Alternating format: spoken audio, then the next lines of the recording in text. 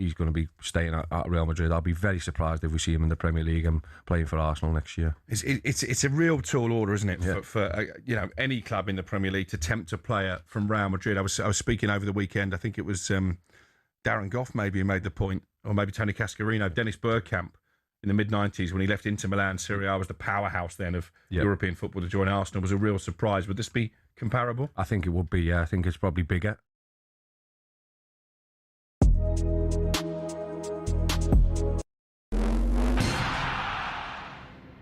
Football fans all have stadiums we love, but do any of us have a pitch that we love? It might sound like an odd question, but pitches can be different sizes with big consequences. Why is that? And what are the actual rules?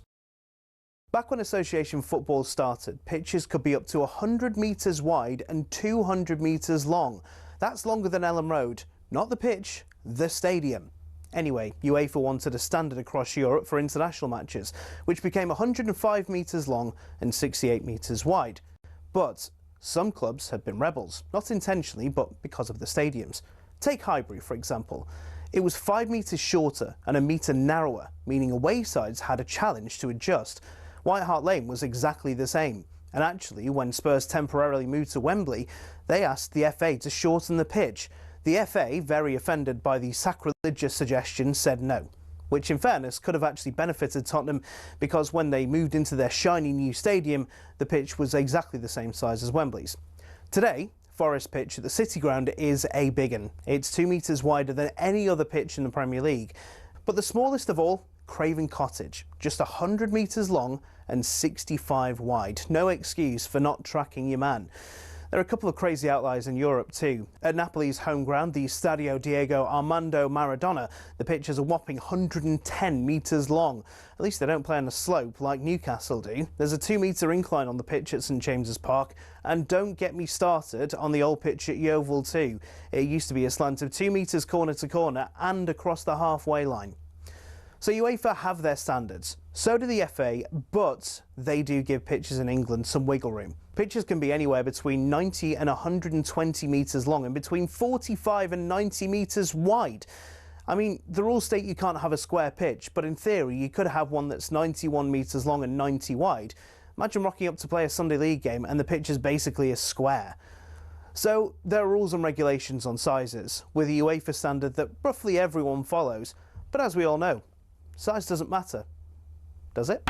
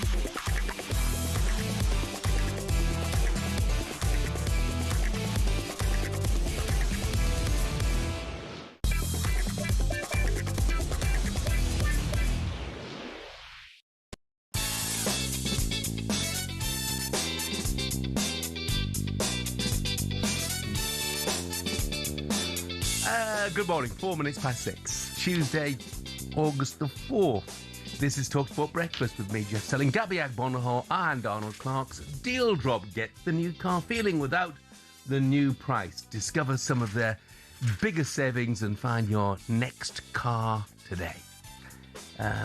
Morning, Gabs. Morning, Jeff. How are you, mate? Sort yourself out there. I know, mate. Yeah, the nice, clean studio. Just back from holiday. You bumped into Jack Grealish on holiday. I didn't know that Jack went to Bognor on his holiday. I know, mate. I know. Got a year left, hasn't he? He's slumming it with me. No, I seen him on holiday. He was training hard. I think he was able to use around Mallorca's training ground. Yeah. I think they were away on pre-season tour. Yeah, and he's looking fit and hungry. Did you have a nice time in Mallorca? Amazing, mate. Yeah. Honestly, it's my favourite place to go, Jeff. Just relaxed, chilled, a few drinks by the pool. And it's probably the first time in the last few years I've had holiday blues, mate. Like, I could see why kids cry when they leave holiday. I was close, mate. At that airport. It was the prospect of coming back here and working with me. No, that was the plus. But at Palma Airport, I'm just like, why am I going home? I want to stay another week. Please let me stay another week.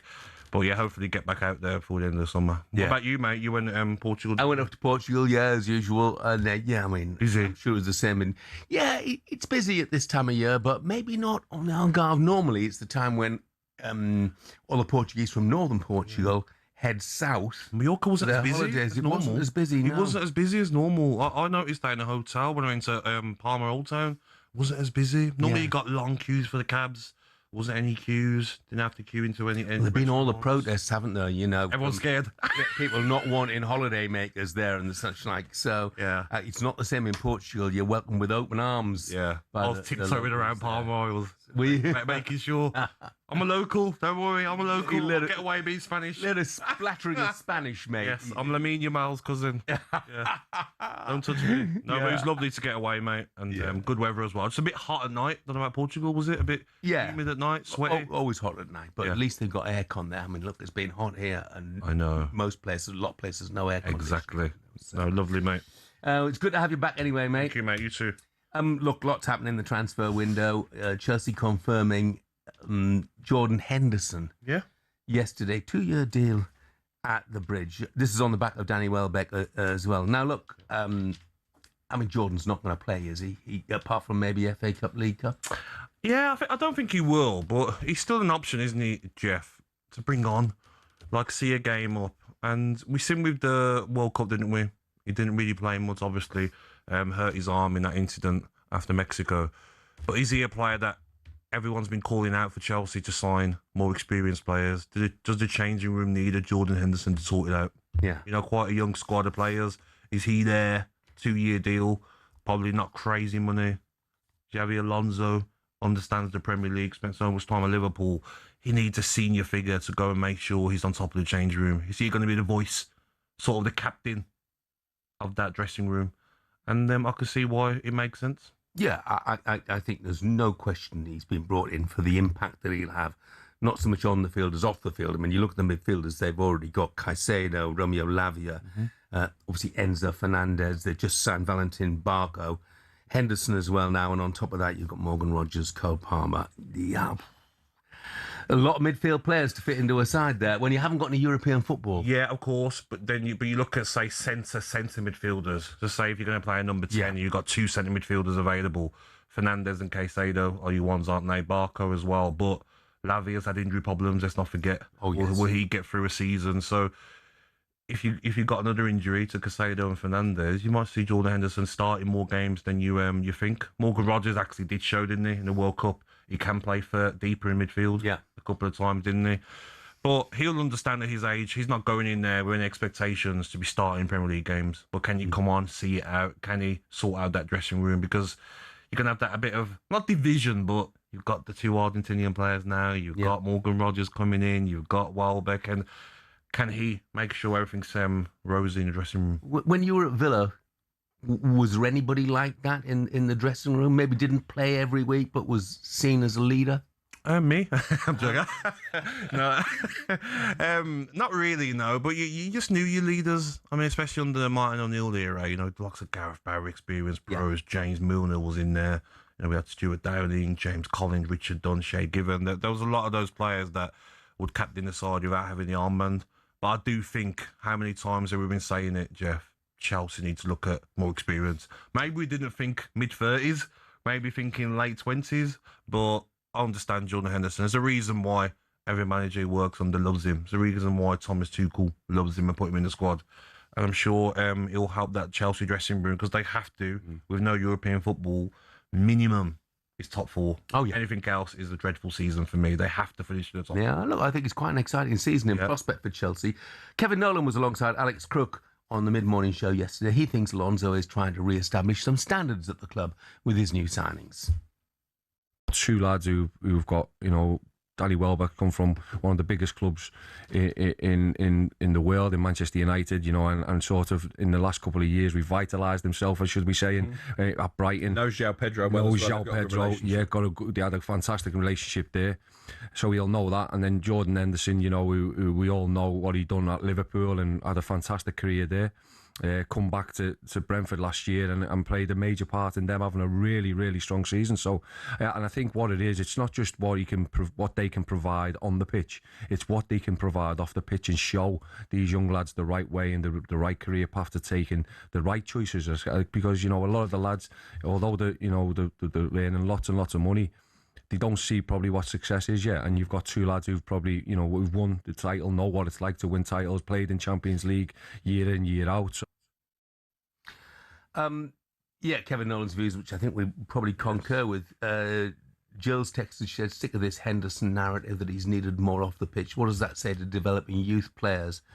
It's ridiculous. Well, Chelsea, when they develop youth players, they tend to sell them, don't they? That's they don't really play model much of the club, but you do need an old head or two, don't you? And Danny Welbeck, I don't think he quite fits the same category. I think he'll play more. 100%. I think he'll score goals for them as well. But he too, I think, has been brought into a degree because he's a good character. Yeah, 100%. And even little things like he knows João Pedro, in the sense that they play together. Can he help get more out of João Pedro? You've got young players like Gittins in there still. There's players in that squad that they need that leadership, Jeff. They're looking around and they're saying, well, we're all a similar age. Yes, Reece James, but Reece James doesn't look like that sort of fiery character. Like a Jordan Henderson, he's going to make sure the standards in training are there. Danny Welbeck as well. They'll have the license from the manager as well. When they've met with Alonso, he's probably said, I want you in there. Listen, Welbeck, you're going to play a lot of games. Henderson, maybe not as much, but I want you to just make sure, get the standards back. Because all I've been hearing before I joined the club as the manager was, maybe the dressing room isn't great, maybe there's little cliques, and that's definitely going to be needed. The only problem I've got is how will Henderson come in and maybe start bossing around the likes of Enzo, World Cup winner. He's got a bit of a chip on his shoulder, maybe. Look what's happened in the World Cup. That'll be interesting to see. Yeah, especially as he's got his Argentinian mate there as well now, Barco. I know. Yeah. Maybe come in with a picture of Bellingham. Yeah. Maybe Henderson can put Bellingham on a shirt on his first day. The Mail this morning says the Chelsea team stuffed with 46 senior players ahead of the start of the season. That's not really right, I looked at it. Six of those are goalkeepers for a start, and probably get rid of some centre halves, doesn't he? Yeah, but there are probably eight to 10 relative kids in there as well who are going to go out permanently or go out on loan. So if you look at it, 30, 32, not an outrage. No. And he said...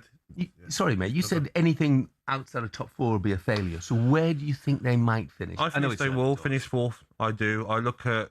You don't realise sometimes when your team's in it and you watch them twice a week, it takes so much out of the players, Jeff. When I'm watching Aston Villa and they've got to play similar players on a Thursday than a weekend, to have one game a week, and you just signed Morgan Rogers, one of the most exciting players in the league, Lacroix, they've got Levi Colwell coming back, so their defence is sorted. Maybe a left back could come in and help. Hato, Gusto and James at right back. Could they get a goalkeeper as well? Chelsea probably need to go and get a top goalkeeper. But I just think with Alonso, with those players as well, players like Cole Palmer have got a lot to prove. João Pedro, a lot to prove, getting left out by Brazil. So I think they'll be flying. And there's talk, isn't there, Jeff, that maybe Neto leaves to Manchester City. Yeah, look, they are going to prune that squad. There's no question about it. I agree with you, Gabby. I think they've got a great chance of top 4 this season. But of course, Xabi Alonso's got to show that what he did at Bayer Leverkusen wasn't a flash in the pan. He's got a point to prove as well. He's got a point. Real Madrid didn't work for him. I don't think it's going to work for Mourinho either. I just think that football club, that's going to be fireworks, Jeff. Yeah. Looking forward to it. When we say Xabi's got a point to prove, I think he will prove that point personally. I think he'll turn out to be a great manager for Chelsea, but we shall see. Yes. Look, for more on Henderson and Welbeck, the former manager of Sunderland is with us, Steve Bruce, at 8:30 this morning. Had them both there, of course. Coming, we'll turn our attention to Arsenal with Vinicius Junior And Bruno Guimaraes' transfer saga is rumbling on and on and on. Do they actually need to sign anyone to still be favourites of the Premier League? We'll focus on that next.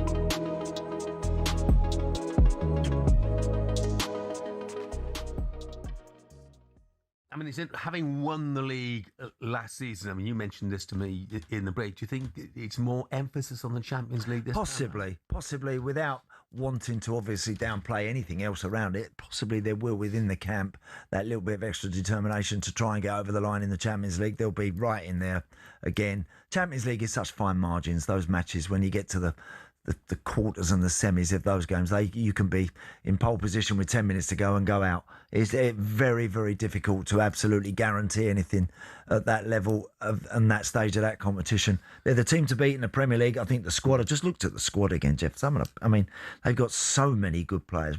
I mentioned to you about William Saliba obviously being out for a bit, not sure, a back injury, and backs can be a bit weird. You can feel like it's all clearing up, then all of a sudden something doesn't feel right again. They can frustrate you. But they've got Nkapia, they've got Calafiori, they've got others that can all play alongside Gabriel and cope admirably in that position. Still got, as far as I'm aware, unless I've missed something, but they've still got players to cover pretty much every position, every eventuality. So they're in great shape, great health. And if they get another big one through the door, another real top draw player, and I'm not sure who that is and in what position that would necessarily be, but I think if they sent a message in that respect, oh wow, they're going to take some stopping. Well, obviously it looks like Bruno Guimaraes is going to be through the door. He's the one. Do you like him? Oh, I love him.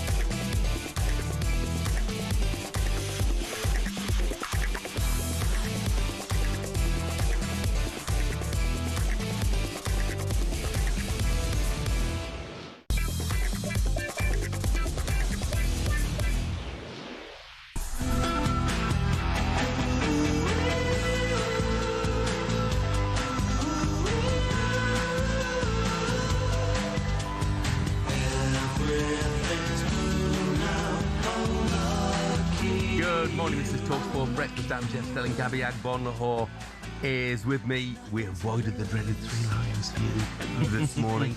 It's Ian Brody's birthday. Lightning Seeds, of course. He's the guy who composed the music for Three Lions. But that's my favourite Lightning Seeds track by a long way. I look at you. Not your cup of tea, I guess. I don't mind the sound of it. Yeah, I didn't know who it was, but yeah, I'm okay. Yeah. Yeah, I can get down with that, Jeff. Why not? So, happy birthday to Ian Brody. He's the driving force Lovely. behind the lightning seats. So, what do you listen to on holiday? Listen to music? No, not really. It was quite lively where I stayed. So you had the music by the pool, but not really. But I do like just local music. Music by the pool is not all I go do, is it? No. But I like a bit of Spanish music as well. A bit of local music, yeah. When we go to restaurants. Yeah. Stop talking about holiday, Jeff. Oh, no, sorry. I know you've got that sort of wistful... Yeah, I'll start crying that I'm back home. Don't cry, Gabby. Not because Katie Shanahan's arrived. It is time to take a look at the back pages with Costa Express. The Costa Coffee Break on talkSPORT, sponsored by Costa Express. Get a regular Costa Express iced coffee as part of your Tesco meal deal at participating Tesco stores. Terms and conditions apply. Hi, Katie. Hello. Hello, Katie. Hello, you're making me want to go on holiday now. I know you need it, to be fair. I need it, thanks. Yeah. You've been working that hard, Katie. You deserve a break. I feel as though I've just been away for 6 weeks, so I can't You forgot us, didn't you? No, Yeah, you did. I haven't seen you since forgot- May, you though, forgot so I'm glad talkSPORT. you've missed me. You left us. You know what I mean?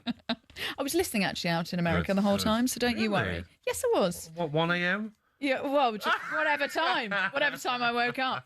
I had quite a few lions. Right, let's do back pages, shall we? Roundup of the Infantino headlines, including this headline on the back page of the Times: paralyse FIFA as rivals plan to oust Infantino. That's on the back page of the Times. We've got with the Sun: UEFA are threatening to set up their own version of the World Cup if Infantino refuses to quit. And in the iPaper, Infantino loses support of England and Wales. It feels as though the writing is on the wall. But I want to start with, as you've been speaking about, Vinicius Junior and Bruno, because no Vin, no fee. That's on the back page of the Sun, with also Arsenal target Vinny Junior back in training with Madrid. You feel as though, you know, if the Madrid deal happens, he will end up staying. But around Bruno, they've had a deal rejected for £75 million. So do you think, Gabby, actually, you know, depending on how these plan out, Arsenal might have a quiet window? Yeah, but they don't need a busy window. Just won the Premier League, and they're going to strengthen. They've lost Trossard. They brought in Zolis, who's a very good winger. If they bring in Bruno Guimaraes, I think that's enough to go again and win the Premier League anyway, even without him. But it's going to make them stronger. And I think he's a fantastic player. I don't think he should be the same fee as Tonali because of the age difference. I mean, 3 years older than Tonali. So you look at him, no sell-on value for Arsenal if they sign him. So I think 75, 80 is about right. 30 million less, okay. Just because of the age I'm looking at. Okay. But they're not going to have... But how important is it that Arsenal do get in a midfield, especially at the start of the season, because they won't have Declan Rice? Yeah, and they've sold Norgard to Everton, so you're looking at that midfield and you're saying it's a bit light now. I think it's a fantastic player. We're just talking, me and Jeff, off air. You know, that probably says Zubamendi, maybe you're a squad player next season. Yeah, and I think the thing is with Bruno Guimaraes that he's reportedly said that he wants to join Arsenal. So the deal will happen. So from a Newcastle perspective, get it done. Yeah. Don't let this become Alexander Isak Mark II, you know, which dragged on forever and benefited no one in the end. You can't blame him, can you? You know, like Isak left, Gordon left, Tonali left.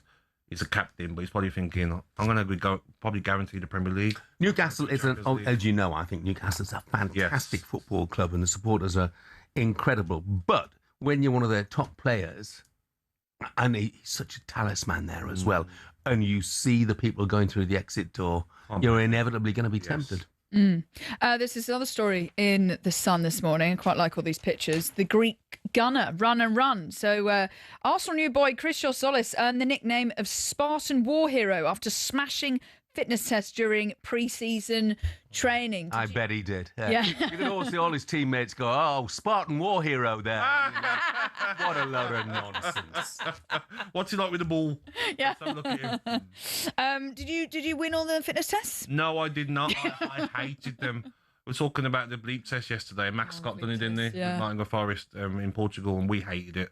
Honestly, you had some people battling it out. The centre midfielders, Yeah. like level 12, level 13. The attacking players start to like, that'll do. Yeah. I mean, let's go and do some shooting.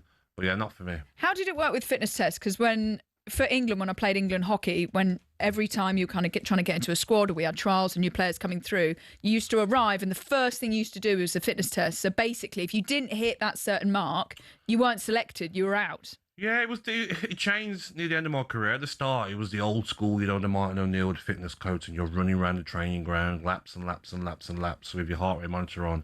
But later on, it started to be similar, where you had to be at a certain level. But I just hated pre-season. I mean, when we started it, I'm just like, just get the balls out.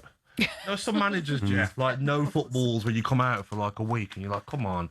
But now they try to bring them out, and you're doing running with the ball. Disguise running, they call it. Yeah. Disguise running. But you go and touch a ball, run a mile, then you get another touch, run a mile. Many years ago, when John Neal was manager at Middlesbrough and then Chelsea, pre-season for those sides involved going to Aberystwyth, where they got some of the biggest sand dunes in the UK, and they would run up and down those sand dunes and along the beach. And I went training with them one day, and when I arrived at Aberystwyth, actually, the first thing I saw was Tony McAndrew, who was then the Middlesbrough captain, with his head in a bucket. Is what you team coach? Throwing up. Oh, no. Was he? Is Yeah. team coach? Because, the regime was so tough. But footballs, no sign of them. Yep.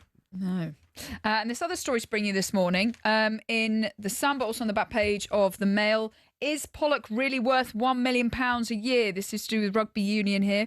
England rugby star Henry Pollock has been told by agent Eddie Hearn he is worth £1 million a year. So the Flankers Northampton contract expires next summer and is thought to pay 150 grand annually.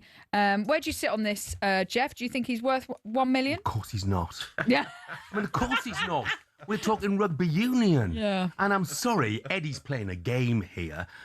Northampton, average crowd, 15,000.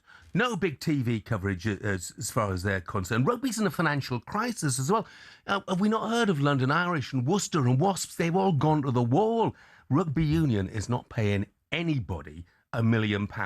Eddie, it's complete bollocks. Sounds a lot, doesn't it? It does sound a lot. Yeah. Is that your thoughts on it? Yeah. I'll leave that to Jeff. I can see why Eddie's doing it though. He's trying to change it, isn't it, in rugby union? But it's not there gonna happen. isn't the money in the sport No, it's not to gonna happen. change it No, in that way, And Yeah. they've made, obviously, Eddie and Barry made big difference, massive difference in a lot of sports. Been brilliant financially for a lot of sports, but I don't see that happening in rugby union. Well, Eddie's saying here Northampton must recognise what they've got. Pollock drives season ticket sales and puts bums on seats. Maybe not. Well, if Northampton don't recognise that, where's he going to go to earn his £1 million a year as an alternative? Yes. Certainly not in this country. Maybe. I'm surprised you haven't got security guards. I'm hearing you have security guards in America, Katie. Yeah, I did. They got big time on us. Did you? You had security guards? Security They're guards. outside. Yeah. Yeah, They've gone to get a Costa. They come in. Yeah. Yeah, no, Can you security talk me guards. through that, Katie? I had a security guard for the whole of the World Cup. Why? It was just a big thing in America. So lots of people had security. Everyone had security, and each of us Big had time on a us, Katie. designated. I had a wonderful security guard, and he took me all around America and Was it Canada. like Messi security guard? Like Eddie Not McCarthy? quite Messi security He jumps guard. in front of them. No. Don't speak to her. But nothing happened. I was very safe, and he's been a security guard for amazing. Could you get people. used to that though in London as well? No, it took a while to get used to because I was like, you definitely don't get this in England. The world's gone crazy. I mean, the world has gone crazy. With Katie, with all due respect, security. I did not see you as an obvious target North Korea. for an attack or an assault or whatever. Anyway, it was proven right, wasn't it? Because the security guard clearly did his job. He did a You are great fitting job. He well. did a wonderful, and I'm back safe and sound. What about the next tournament? The next World Yeah, Cup? maybe another security. Do you want to be my security guard? No. I've had too much pressure. Yeah. Interesting. Katie, thank you very much indeed. That was thanks to Costa Express. Coming up, we'll turn our attention to the clubs who are in danger of going backwards this season and who still have plenty to do in this window. The Costa Coffee Break on talkSPORT, sponsored by Costa Express. Get a regular Costa Express iced coffee as part of your Tesco meal deal at participating Tesco stores. Terms and conditions apply.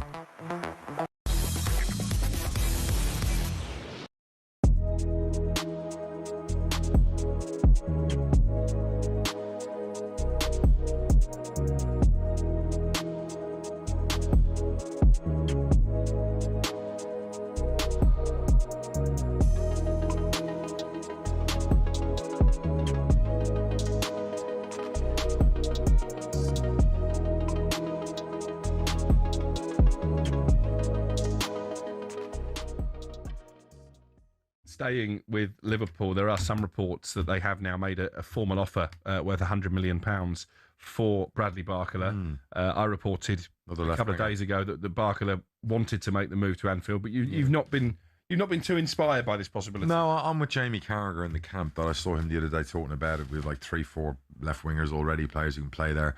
We need to fill the void by Salah. Frimpong was meant to help with that, but we know he's got medical injury issues last year and not quite what we like to see out wide right when he did play. We need a right winger. It's concerning. And we're going out and we're getting another pacey player who plays on the left majority of the time. So unless Rio's going to get put on the right, square pegs, round holes, all that kind of thing. I don't know. I don't love it because of the money. If he was 60, 70 million, and I get it, he's not. Yeah. You think, okay, it's a no-brainer. Then you maybe sell Gakpo and you clear up some space on the left and you still go get a right winger. But Liverpool right now are playing with one centre-back and the other centre-back on one leg. So, they've got issues. McAllister's going to come back. He was a shadow of himself last year. They need some help in central midfield. Potentially need a right-back because really we haven't got a right-back. Frimpong's obviously going to play in Joe there, Gomez is now going to miss the start of the season. Yeah, that's Joe Gomez, God bless him. He could have been a world-class defender, but obviously injuries have stopped that. So Liverpool have got a lot of holes to fill. So, and you got to start a right wing to fill Mo Salah's, departure. So it does concern me that we're going down this rabbit hole where we might end up paying, I don't know, like the Weirds money, you overpay, and then does the player adapt to the Premier League, and is it another bad signing? And it's frustrating for me.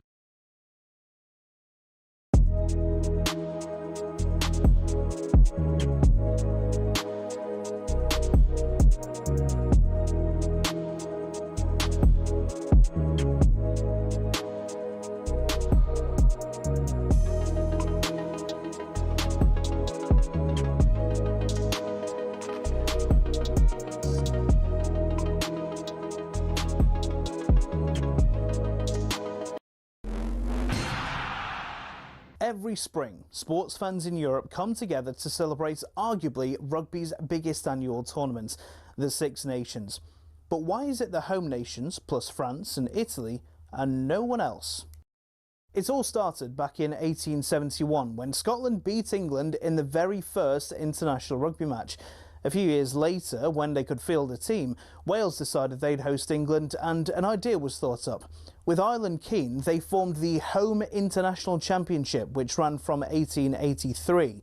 In 1910, France was allowed to join, as they were developing into a serious rugby nation, and thus the Five Nations was born.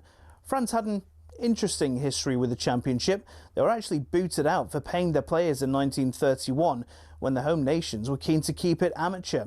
After World War II, though, France were let back in, but it remained a closed shop for more than 50 years. And when another country was let in, it was only really because the Five Nations hand had been forced.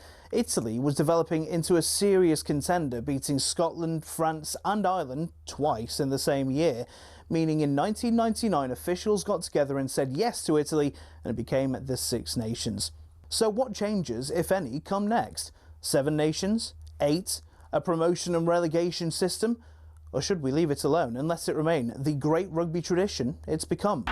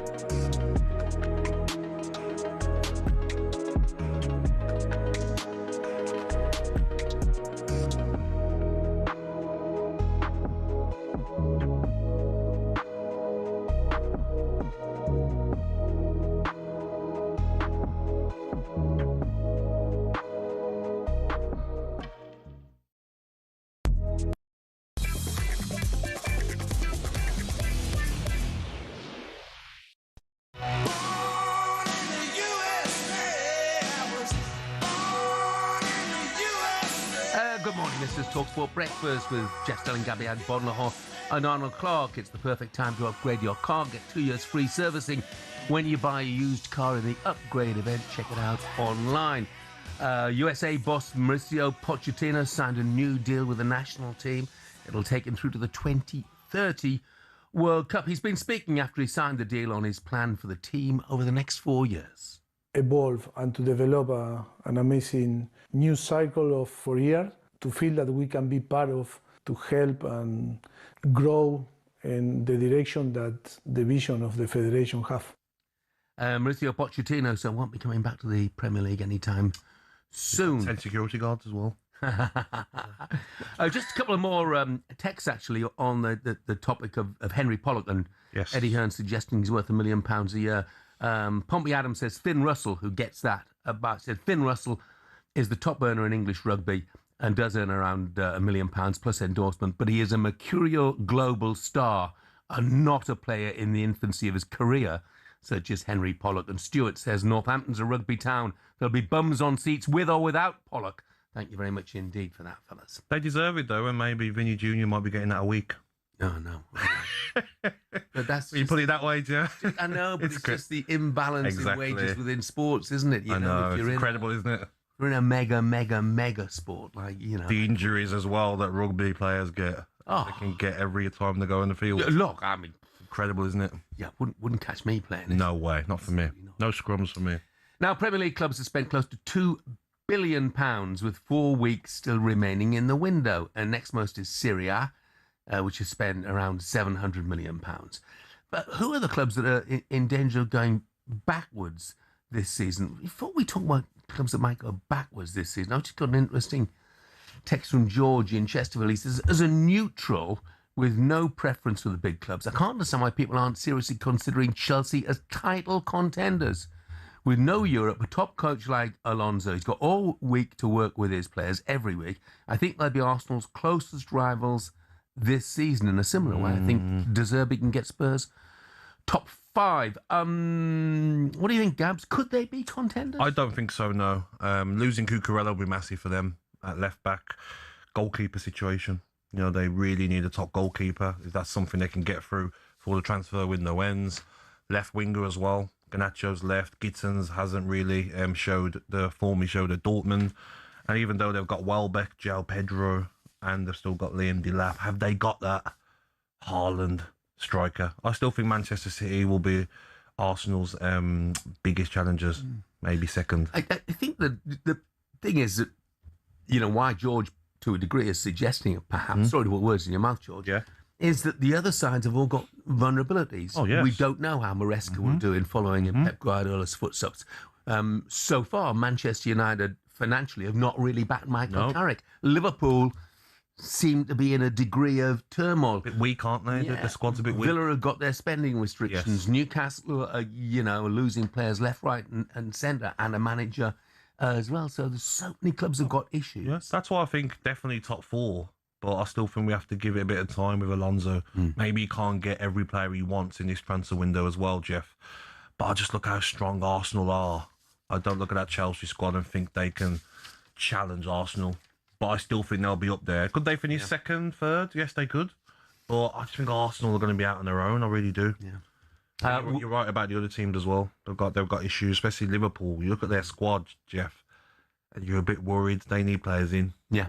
I think definitely defenders. I know they're in for Bradley Barcola, but for me, centre midfielder, defenders, central midfielder, big priority. Yes. Look, we spoke about the impact of Danny Welbeck's transfer on Chelsea. Where does it all leave Brighton? They head on a European tour this season in the Conference League. They're off to either Romania or Norway in the first leg of their knockout round game. But there hasn't been too much activity in the transfer. Well, there's been some. But they may be short, particularly up front. Let's bring in Brighton journalist and podcaster Ryan Adset. Morning, Ryan. Good morning, Ryan. Good morning. Yes, plenty going on with Brighton, and maybe not enough, you'd say. I mean, I looked, obviously, they've sold Danny Welbeck. Van Hecker's gone. James Milner's retired. Adam Webster, Joe Veltman, Solly March have all been let go. Are you concerned, Ryan? I think, there's a reason to be concerned. I don't think that we're in the clear. I don't think we can be deluded. I think there's a lot of experience needs replacing, and I'm really shocked about the Welbeck one. I can't believe that the club's even sanctioned this deal. I think that's probably where everyone's at as a fan right now. We're thinking 3 weeks left of the window, unless there's some sort of crazy master plan, which it doesn't seem like there is yet. It's a really, really, really strange deal to sanction, especially with how influential he was on and off the pitch last season. I think as well, European football, let's not underestimate, if you're going to be playing 2 games a week throughout the season, that's going to have its toll as well. You need even more squad depth, don't you? Yeah, I agree with you. I think that's the strange thing, especially with the experience thing, because I think if you look into last season where we kind of went through that horrible run of around one win in 13, wasn't it? We hit about February time and then we kind of turned it around a little bit. I think it was that game against Brentford away. And one of the biggest tellers of it was actually introducing James Milner into the team. You know, we put in a bit of a back to basics 11. It was a very sort of conventional older team that we're not really used to seeing for Brighton. And we went on this great run and we kind of shot up the table, and that's why we are where we are now. But then when you go through that amount of loss, you know, there's no guarantee that even some of the other experienced players stay. And I think you saw Pascal Gross speaking about it last week and kind of alluding to the fact that the squad is a lot weaker. And it's a bit of a worry, you know, when you hear one of the only leaders left at the club kind of mentioning that in the media, you think, yeah, something needs to kind of happen, because, you know, otherwise I feel like as Brighton fans, we get a little bit complacent. We think it's fine, let's just blind faith it because Bloom's done it in the past. But sometimes when you actually look at things, you think, yeah, we can't be too comfortable. Yeah. And I take that point, but you brought in Vuskovic. You paid a lot of money for him, for a young player. Zadok Johanna barely played at the highest level, but you paid decent money for him as well. You do have to have faith, don't you, in the system that served you so well in recent years? Yeah, there's faith. There's better faith than a lot of other clubs, of course. I think you know, we've seen it for so long, and I'm really sort of excited about Johanna from what I've seen, little tiny bits of him, obviously, which looks like a really nice talent. One of those maybe that we'll speak about one day as being the next big Brighton sale, which I'd rather not always say about our young players. And yeah, I think when you look across the squad, I mean, you look at Mitoma on the other side, you know, our right side maybe looks quite good with Yankuba Minte. You got a Johanna now, but when you get rid of Mitoma, who's quite injury prone, I love him, don't get me wrong, but there's not really that next best alternative, and that's maybe where we're kind of looking across the squad. There's little gaps like that. So yes, you got to have confidence, but I think you kind of look at it's all relative, isn't it? You look at this season, it's very, very different to what's been before. We've lost that sort of golf experience, which we've been praised for a lot. We've been praised for having that nice blend, haven't we? We've kind of lost that now, and that's where that, you know, it's almost like a different Brighton, maybe you'd say. I mean, Vuskovic is only 19, as much as he is a top talent. How is Mitoma? Because obviously we missed the World Cup, didn't he? Is he back available now or still injured? I think it's believed he's meant to miss the first game. I mean, knowing Mitoma, we probably won't want to rush him too much because he is, you know, he's our best player on this day. Of course he is. He's absolutely world-class talent when he wants to be, but it's just that injury record just consistently keeps him out of the team. But so I hope he can get into the side for the sort of first end of it, because especially when we're going into that playoff round, which is not going to be easy, right? And these games are not going to be easy at all. Yeah. Obviously, in terms of the season as well. I mean, look, Evan Ferguson's back, didn't set Roma alight. I think he probably did a bit better than people have been suggesting, to be truthful. Do you believe that he could still be the answer as far as striking goes for you, Ryan? It's so hard to write out, you know, a 21-year-old striker. You know, we kind of talk about Ferguson like he's this sort of 25, 26, 27 He's not. He was so young when he burst onto it, and then he scored that sort of, what was it, 12, 13 Premier League goals initially. And, you know, I find it so difficult to look at someone of his profile and the way that he scores his goals. He's so clinical. He's always in the right positions. He was such a sort of brute force as well. You know, to have that ability and to know that sort of profile of striker, it's such a rare breed. You don't really see them come around too often. It's such a shame as to how his career's gone. So it's impossible to write him off, but at the same time, yeah, that injury record is very, very nasty on him, and it's kind of how he comes back physically, maybe more than anything else. Is he still capable to, you know, he'll probably make them runs, he's got the intelligence, but is he going to be able to hold off his man like he used to? Is he going to be able to have that little burst of pace like he used to? I really hope he does. I'd absolutely love Ferguson to come through us, because I think he's one of them that we've all kind of bought into, because we've seen him since he was, 17 when he first burst onto it all. Ryan, thanks so much, mate. Thank you, Ryan. Hope you have a great season. And you too. Thank you very much. Thank you, mate. Brighton journalist and podcaster Ryan Adset there. I mentioned that Conference League game. Cluj of Romania or Tromsø from Norway Tickets on sale tomorrow for the home leg of that. They start from £18. BrightonandHoveAlbion.com is the place to be. If you can't, of course, get there. Live commentary right here on talkSPORT. And one quick text comes from Darren. He said, "Good morning, gentlemen. Just listening to your Brighton fan on the radio there. I'd like to reiterate that they're still 47 miles away from a trophy. Come on, you Palace." Thank you very much indeed, Darren. Still to come on breakfast. Breakfast preview on talkSPORT with Travis Perkins. Spend £100 or more with a Travis Perkins trade account and you could win a brand new Ford Ranger. T's and C's apply. We will bring you an update on Liverpool's transfer plans in around 15 minutes. Yesterday, Andy Townsend urged the Reds to re-sign one of their own. I'll be honest with you, the Frimpong one as a right back, I've not really seen that final delivery, which Trent can do in his sleep. We'll also look back on a fairly unimpressive opening to the new Scottish Premiership campaign last night for Celtic, though they did win. And that was our breakfast preview with our friends at Travis Perkins. Breakfast preview on talkSPORT with Travis Perkins. Spend £100 or more at any Travis Perkins Hire or Benchmarks branch as a trade account holder and you could win a brand new Ford Ranger. T's and C's apply.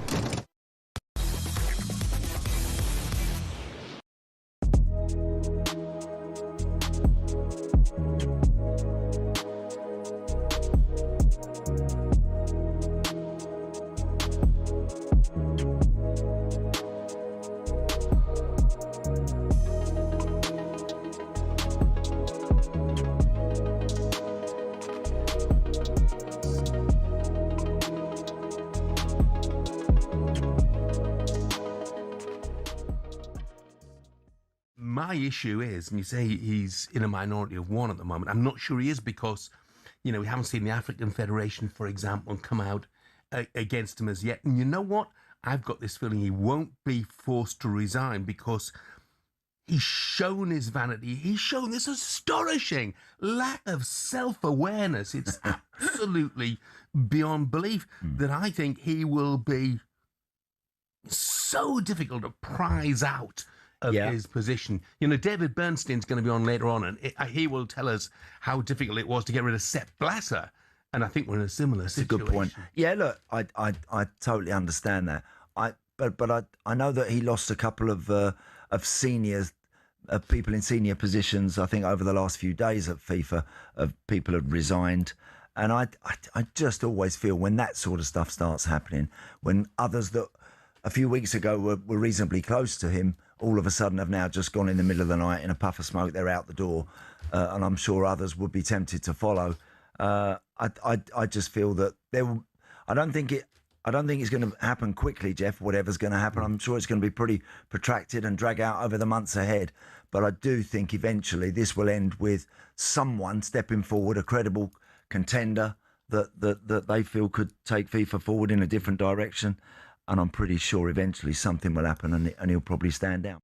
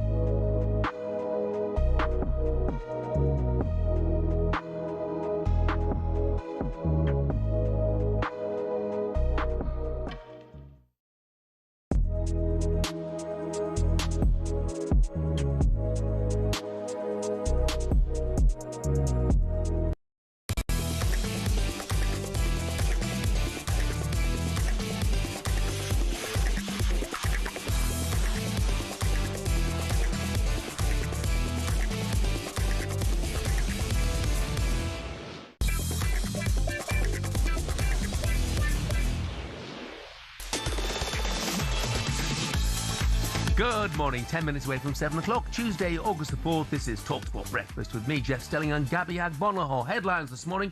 The Celtic got their Scottish Premier League defence off to a good start. They beat Dundee by a goal to nil. Como have reportedly agreed a deal worth around £30 million to sign Chelsea defender Trevor Chalobah. And the Gianni Infantino and FIFA saga rumbles on as UEFA President Alexander Ceferin reportedly wants a Club World Cup boycott to go with everything else, talkSPORT understands. The Vice President of UEFA, Laura McAllister, joined H&J yesterday and criticised the lack of leadership within FIFA.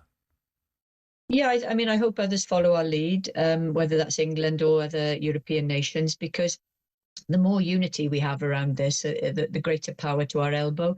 And if all 55 nations in Europe, some didn't send a letter of support, of course, but if everybody withdraws that, had they submitted it, then I think it gives us a lot more leverage in what happens next. I think this is a crisis of leadership, not of one individual, and we need to be part of the debate now about how we create a better culture around the governance of football and make it more in tune with what the fans want, particularly, but also what the clubs and players want too. For more on that, if you really want it, head over to talksport.com. We mentioned, talk about, Gianni Infantino obviously brings around the World Cup. We've got an interesting text. Bruce says, was laughing there, Jeff, when you said Brighton European tickets available at £18. Jordan against Algeria tickets, are less again than Brighton's at the World Cup, were £430. Shows what a rip-off it was. Yes. Right, Kenny Shanahan's back with us. Hi again. Hello. So we're going to talk a bit about tennis. Gabs, why are you laughing at me? I know. I had a vision of, like, in America, your husband turning up and getting speared to the floor. Security guard. I'm my husband. Yeah, it's okay. I'm allowed. It's okay. On the floor. Can't be tackling outside the hotel. Oh, dear. Sorry. No, that's all right. Well, actually, Ollie was telling me that he was your security guard after the tournament. No, he wouldn't have been good, would he? Honestly. Ollie got attacked every day, but he was my security. Straight past him.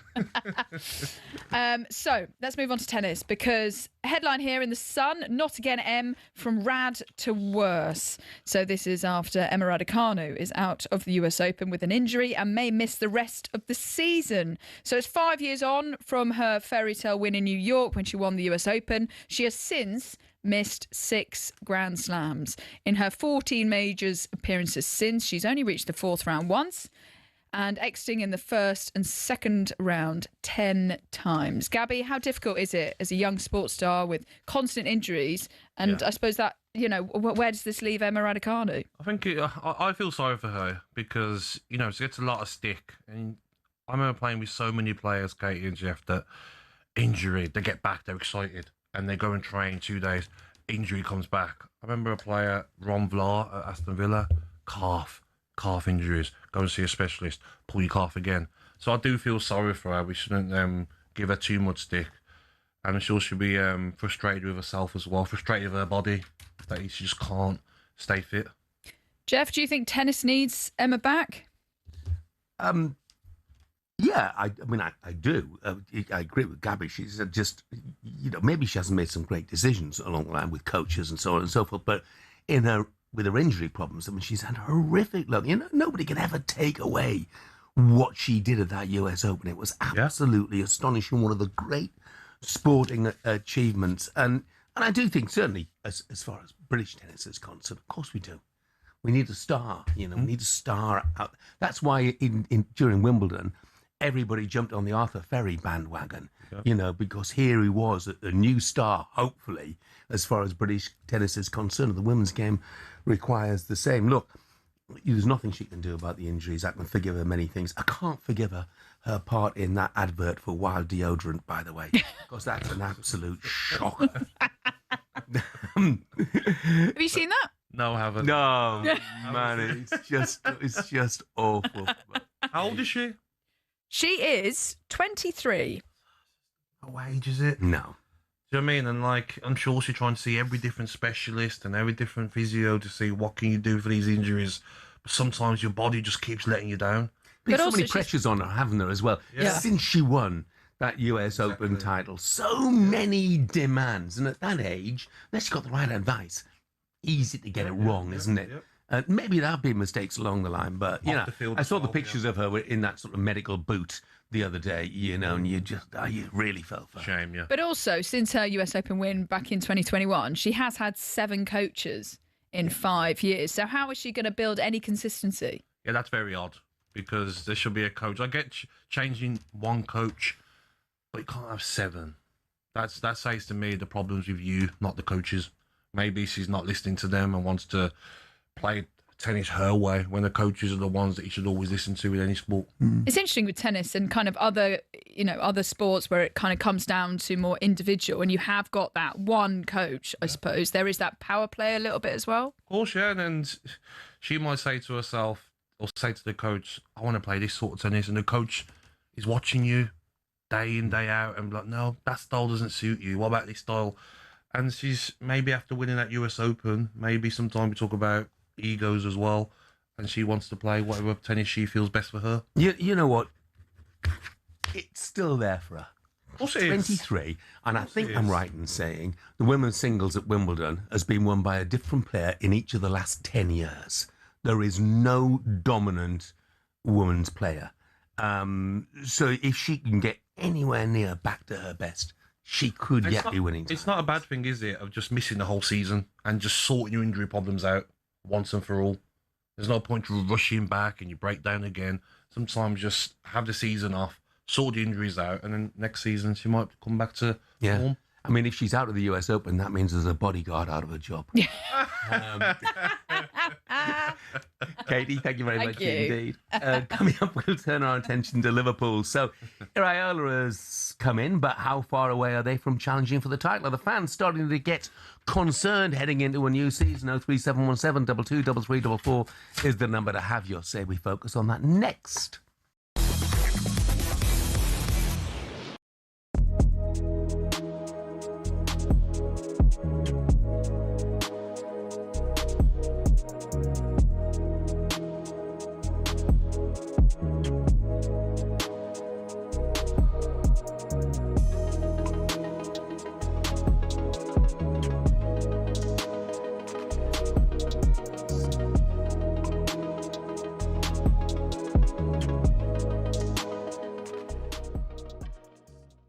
Let's bring in Terry Gibson, Spanish football expert. Terry, always good to speak to you. Lots of news stories over in Spain at the moment. Let's start with that Marcus Rashford farewell post to Barcelona. Looks like his hopes of return to the Camp Nou are now very much over. Yes, it does, and I think it was a blow to him when Anthony Gordon. It must have been kind of awkward when the England team met up for the World Cup when Anthony Gordon had already completed his move to Barcelona. Marcus Rashford's future was hanging in the air. And then they signed Karim Adeyemi. So it's not going to happen now for Marcus Rashford. I have to be honest, I'm really surprised. I thought it was a good value in terms of the transfer fee. And I thought his form last season was as good as you would expect. And he couldn't have done any more. He scored some important goals. He actually effectively got the goal that won them the league title. He was popular with his teammates and popular with the fans. So I'm surprised. Even when Anthony Gordon signed, I still thought there was a possibility that Rashford would still go, but the signing of Adeyemi has put a stop to that. Is it just wages? Because obviously Anthony Gordon would command a much lower weekly salary than Rashford. But he was £80 million. Rashford was 26. Yeah. So 26 million, slightly difference in their ages as well. People are forgetting they've got Rafinha that plays there as well. So the problem positions that everyone thought they had, and they still have, are centre forward, Lewandowski leaving the club, and they should have bought a better centre back than what they currently have.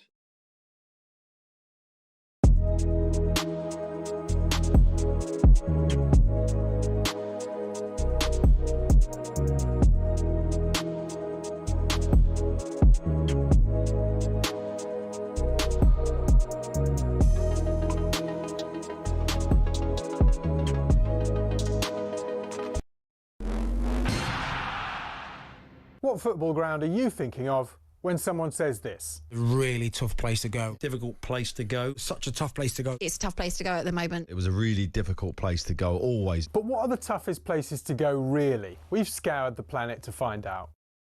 Forget a cold, wet Tuesday night in Stoke. Try playing in a blizzard 220 miles inside the Arctic Circle at the world's northernmost professional club. When Chelsea lost at Tromsø in Norway in the 97-98 Cup Winners' Cup, a massive snowstorm hit at half-time. These two boys and their brooms were absolutely no match for it. We're staying in Scandinavia for Scotland's toughest away day on a windswept cliff in the Faroe Islands. In Euro 2000 qualifying, Craig Brown's men were taken to fishing village Toftir. Kevin Gallagher called the pitch a cowfield and the wind like Pittodrie on a bad day. The Faroe Islands part-timers equalised in stoppage time, leading to these absolute scenes, and still one of Scotland's most embarrassing results. Daft little ground, silly game. But away trips don't come any tougher than a lung-busting schlep up the Andes to face Bolivia in La Paz. But now the Bolivians have taken home advantage to another level. The country's highest city, El Alto, 4,100 metres above sea level. Grass doesn't even grow up here. Bolivia have not lost here yet.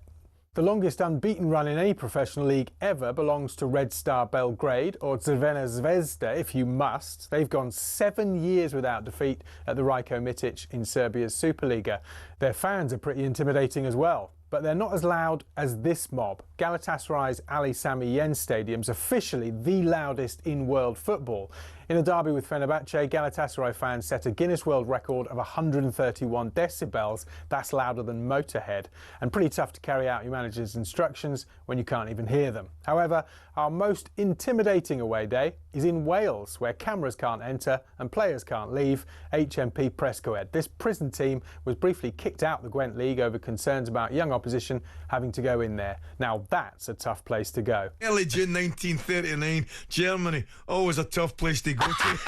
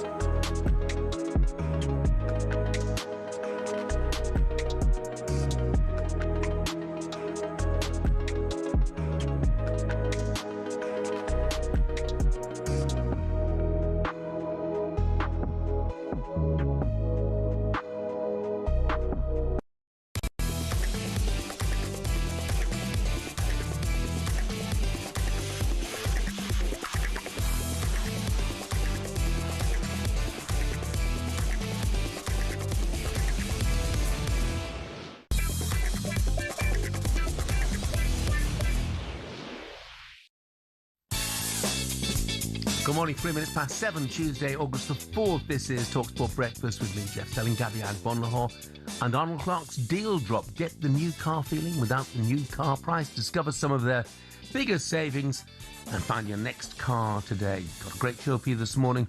Celtic kicking off their title defence last night with a 1-0 win over Dundee. We'll be talking to Jackie McNamara, who won 9 major trophies at Celtic, about whether they will retain their title and what threats Rangers will pose this season.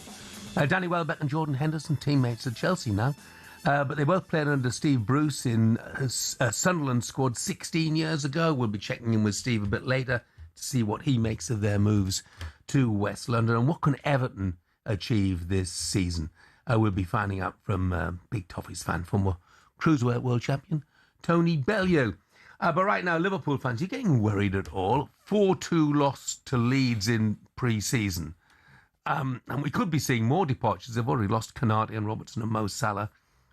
Curtis Jones looks like he will be on the way out. Cody Gakpo being linked with a move to Spurs as well. Look, a 4-2 loss to Leeds, Gabby. I mean, I looked at the Liverpool starting lineup there. It will bear no resemblance whatsoever to the team that will start the Premier League season. Is that cause for concern at all, though? I never look at pre-season games, Jeff, until you always normally played the weekend before the season starts, the 1 week before, you play like a big team. That's your last preseason game. And I used to always look at that team if I was in it myself, and I'm like, okay, if I do well today, I'm starting next week. That's the closest you'll get. So all these games before that, everyone's at different fitness.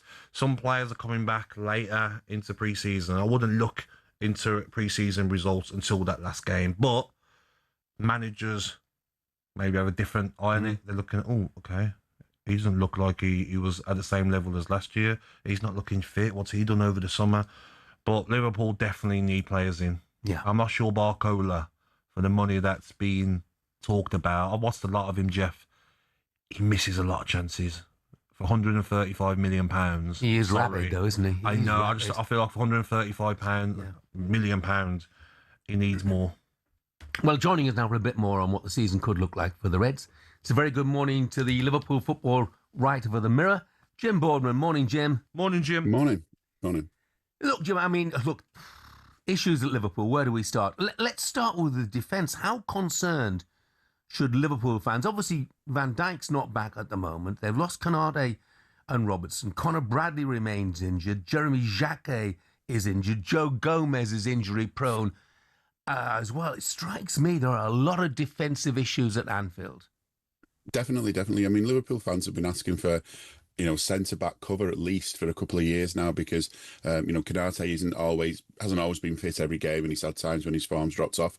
And just having a bit of competition would have been healthy as well for a player like Canate. And, of course, Van Dijk, I think he's getting to that stage in his career now where you probably don't want him to play every minute of a season. You want him to have some rest, maybe a bit less training, get the best out of him as a player for whatever's left in his career because you just don't know when you're getting older whether you're just going to drop off the cliff one day. So we need that even more this season. There's going to be more need for cover, for reinforcements to be able to rotate and experience as well. There's some young defenders in and around that we've seen pre-season. I think one of them has to go out on loan this season because he's not got not going to get a contract to work, a work permit this season. But yeah, you need some experience and some cover and just some knowledge of how things go on in the big league. The younger players full of promise and all the rest of it. Well, Liverpool had to play a young left back at centre back over pre-season, so there's definitely a need for some money to be spent at that. And then I agree, looking at wingers, he's all well and good. You've probably got enough players to kind of make do at least at that end of the pitch. It's just worrying that there's no real signs of a lookout for a centre back who's ready to come in and play from the off if needed. I think as well, right back. Connor Bradley's injury problems, Frimpong. He's obviously a wing back. Didn't look very good defensively or going forward. Centre midfield. McAllister, Zoboszlai, Gravenberch, but maybe you need one more if Curtis Jones is going to leave. Yeah, I mean, Trey Neone's been looking quite promising in pre-season, and I think that's a player that's, coming to a point now in his career where he might make the breakthrough to the first team. So that is one promising player. But again, it's another position Liverpool have been talking about as fans for a couple of years now. Just someone in the centre of midfield, the modern day equivalent of your sort of Graham Souness and your Steve McMahon, someone who just sort of bosses the game from midfield, if you like. And we've got a lot of, Liverpool got a lot of attacking players, a lot of attack-minded players, but you just need someone who's just got that sort of mindset to say, wait, well, hang on a minute, we're on the attack, but there could be a break. It's just this sort of this attitude of just putting the right foot in at the right time. McAllister wasn't great last season. He looks a bit better, a lot better in the World Cup. But it's just, I think again, it goes back to the same old thing about competition for places. If a manager rotates and keeps everyone fit, you want to be the one that when it comes down to the, I don't know, say you get to the Champions League final, the manager's going to pick his best 11. You want to be in that 11.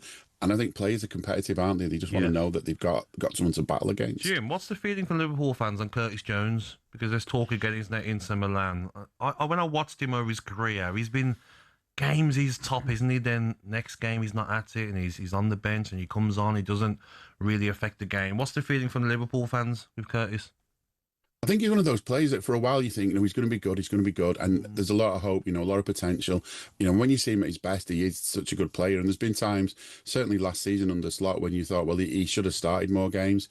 He was a better player when he came in. Liverpool's midfield often looked stronger when he was one of the three.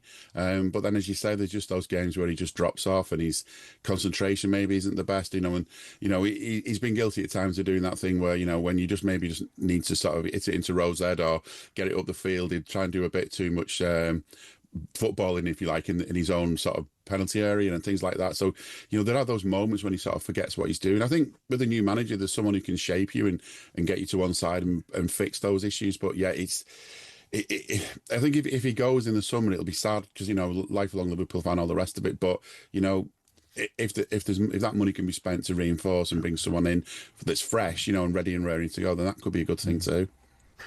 Jim, we've all seen the pictures, of Szoboszlai, Tsimikas and Curtis Jones and the armband throwing. Is there something wrong within the club? I don't know. I don't think so. I think one thing is, I mean, they've all they're all coming in with new manager, probably not getting good sleep, all jet lagged. I mean, these are all things that you can kind of explain away. And I think what's important, is what state they're in when it comes to the start of the actual season. I'm sure whatever went on there would have been dealt with internally. They probably would have even been laughed off later as well, because if you ever watch any sort of Liverpool social media output about behind the scenes in training, whatever's going on, the players do all seem to get on really well together. They all have a laugh together. And I think, if there's anyone that's going to not sort of fit in with that attitude, then, they're not going to last very long at Anfield. I think, regardless of manager, there's been a lot of camaraderie at the club amongst players, and that is so important. Obviously, teamwork's so important, on and off the pitch. I don't think there's anything to worry about in that situation, and I'm sure the manager will deal with it. And if not, you've always got someone in the background, haven't you? One of his assistants who'll just go and have a word in the ear and just get someone back on track. And of course, if you can't fit in, then it's time to go. Yeah. Go on, Jeff, carry on. I was going to say, Andoni Areola, so he arrives with a lot of goodwill, I think, from football fans really throughout the country. But when he looks at what's happening at Liverpool right now in terms of incomings and outgoings, do you think he may be thinking this is not quite what it said on the tin? I think so, yeah, at the moment he will, yeah, because, you come in as a manager and I think he's the kind of person that would be happy to work with whatever he's given, but it's so frustrating, isn't it, if you're told you're going to have all these extra things and then you're not going to get them, and why is that not happening? And it is a worry because, I mean, last season Liverpool left it so late to try and get Isaac and then ended up not getting any use out of Isaac. It had been so late. They tried to get a centre-back on the deadline day and didn't get one. That cannot happen again. It's got to be, you want those players in and gelling with that team and gelling with the teammates. So he did sound a couple of weeks ago in one of his press conferences like he was expecting players to come in. The way he was speaking was there going to be a few coming in. I don't think there's been any have come in since he said that. The only thing you can say, it has been the World Cup, it has been summer holidays. Players are maybe just wanting a bit of peace before they work out what's next. But, they've got to get moving soon because we want those players in before pre-season at home begins, which is, that's this weekend. So, it's already getting late. Jim, when you talk about Isaac, he has to perform this season, isn't he? Salah's gone now. He has to be the main man. Big fee, big reputation from Newcastle, and he has to perform this season.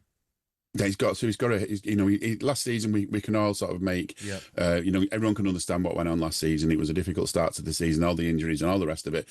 That's it's a shame it happened, but everyone can accept it. And as you say, though, this season he's just got to hit the ground running from the very first minute. Ekitike is injured for a while. We don't know how long it is till he's going to be back. And again, talking about competition, if there's one thing that's going to spur him on, it's the thought that a fit and firing Hugo Ekitike could actually keep him out of the side. That's what he's got to have in his mind, that he's got to be the main man. He's got to be the first choice. He's got to earn that shirt. He's wearing a famous number at Liverpool. And I think he's, if he goes back to the form he had at Newcastle and has that sort of spring in his step, if you like, and that sort of happy attitude that he had then, I think that play can come back. But yeah, he's got to be focused. And, it's obviously you can't say anything from pre-season, but the way he's talking, he does seem to be a little bit more ready for this season than he was for last, I'd say. Let's hope so from a Liverpool perspective. Jim, thanks very much. Thank you, Jim. Thank you. The Liverpool football writer for the Mirror, Jim Boardman, with us there. Just a text from Dick says, big mention of Crawley after a massive win over Scott Lindsay and York City yesterday to see us in the AFL Cup proper rounds. Up the Devils, yeah, they won by 2-0 at newly promoted York. If you missed the story, by the way, York fans extremely unhappy. They got promotion from the National League last year. They sacked Stuart Maynard just before the start of the season, the man who got them promotion, and replaced him with a former Crawley manager, Scott Lindsay. So they were obviously, Crawley fans, delighted by that scoreline last night. They went to the North East and to Yorkshire and won 2-0. But I was following that on the Crawley Twitter account, by the way, and there's a great line at about 88 minutes where it says, Priestley is replaced by Pele for Crawley. Now, I had to look twice. The Pele in question is Pele Arganesi McDermott, who was named after the great man Pele. That's his name. It's his name. Himself, yeah. So it was a great win for Crawley anyway. Big problems as far as York are concerned. Coming up, we'll focus on a story in the papers this morning suggesting Morgan Gibbs-White should leave Nottingham Forest. And with Gabby and I just back from our summer holidays, we'll focus next on what we love and what we hate about the Brits abroad. That's coming next.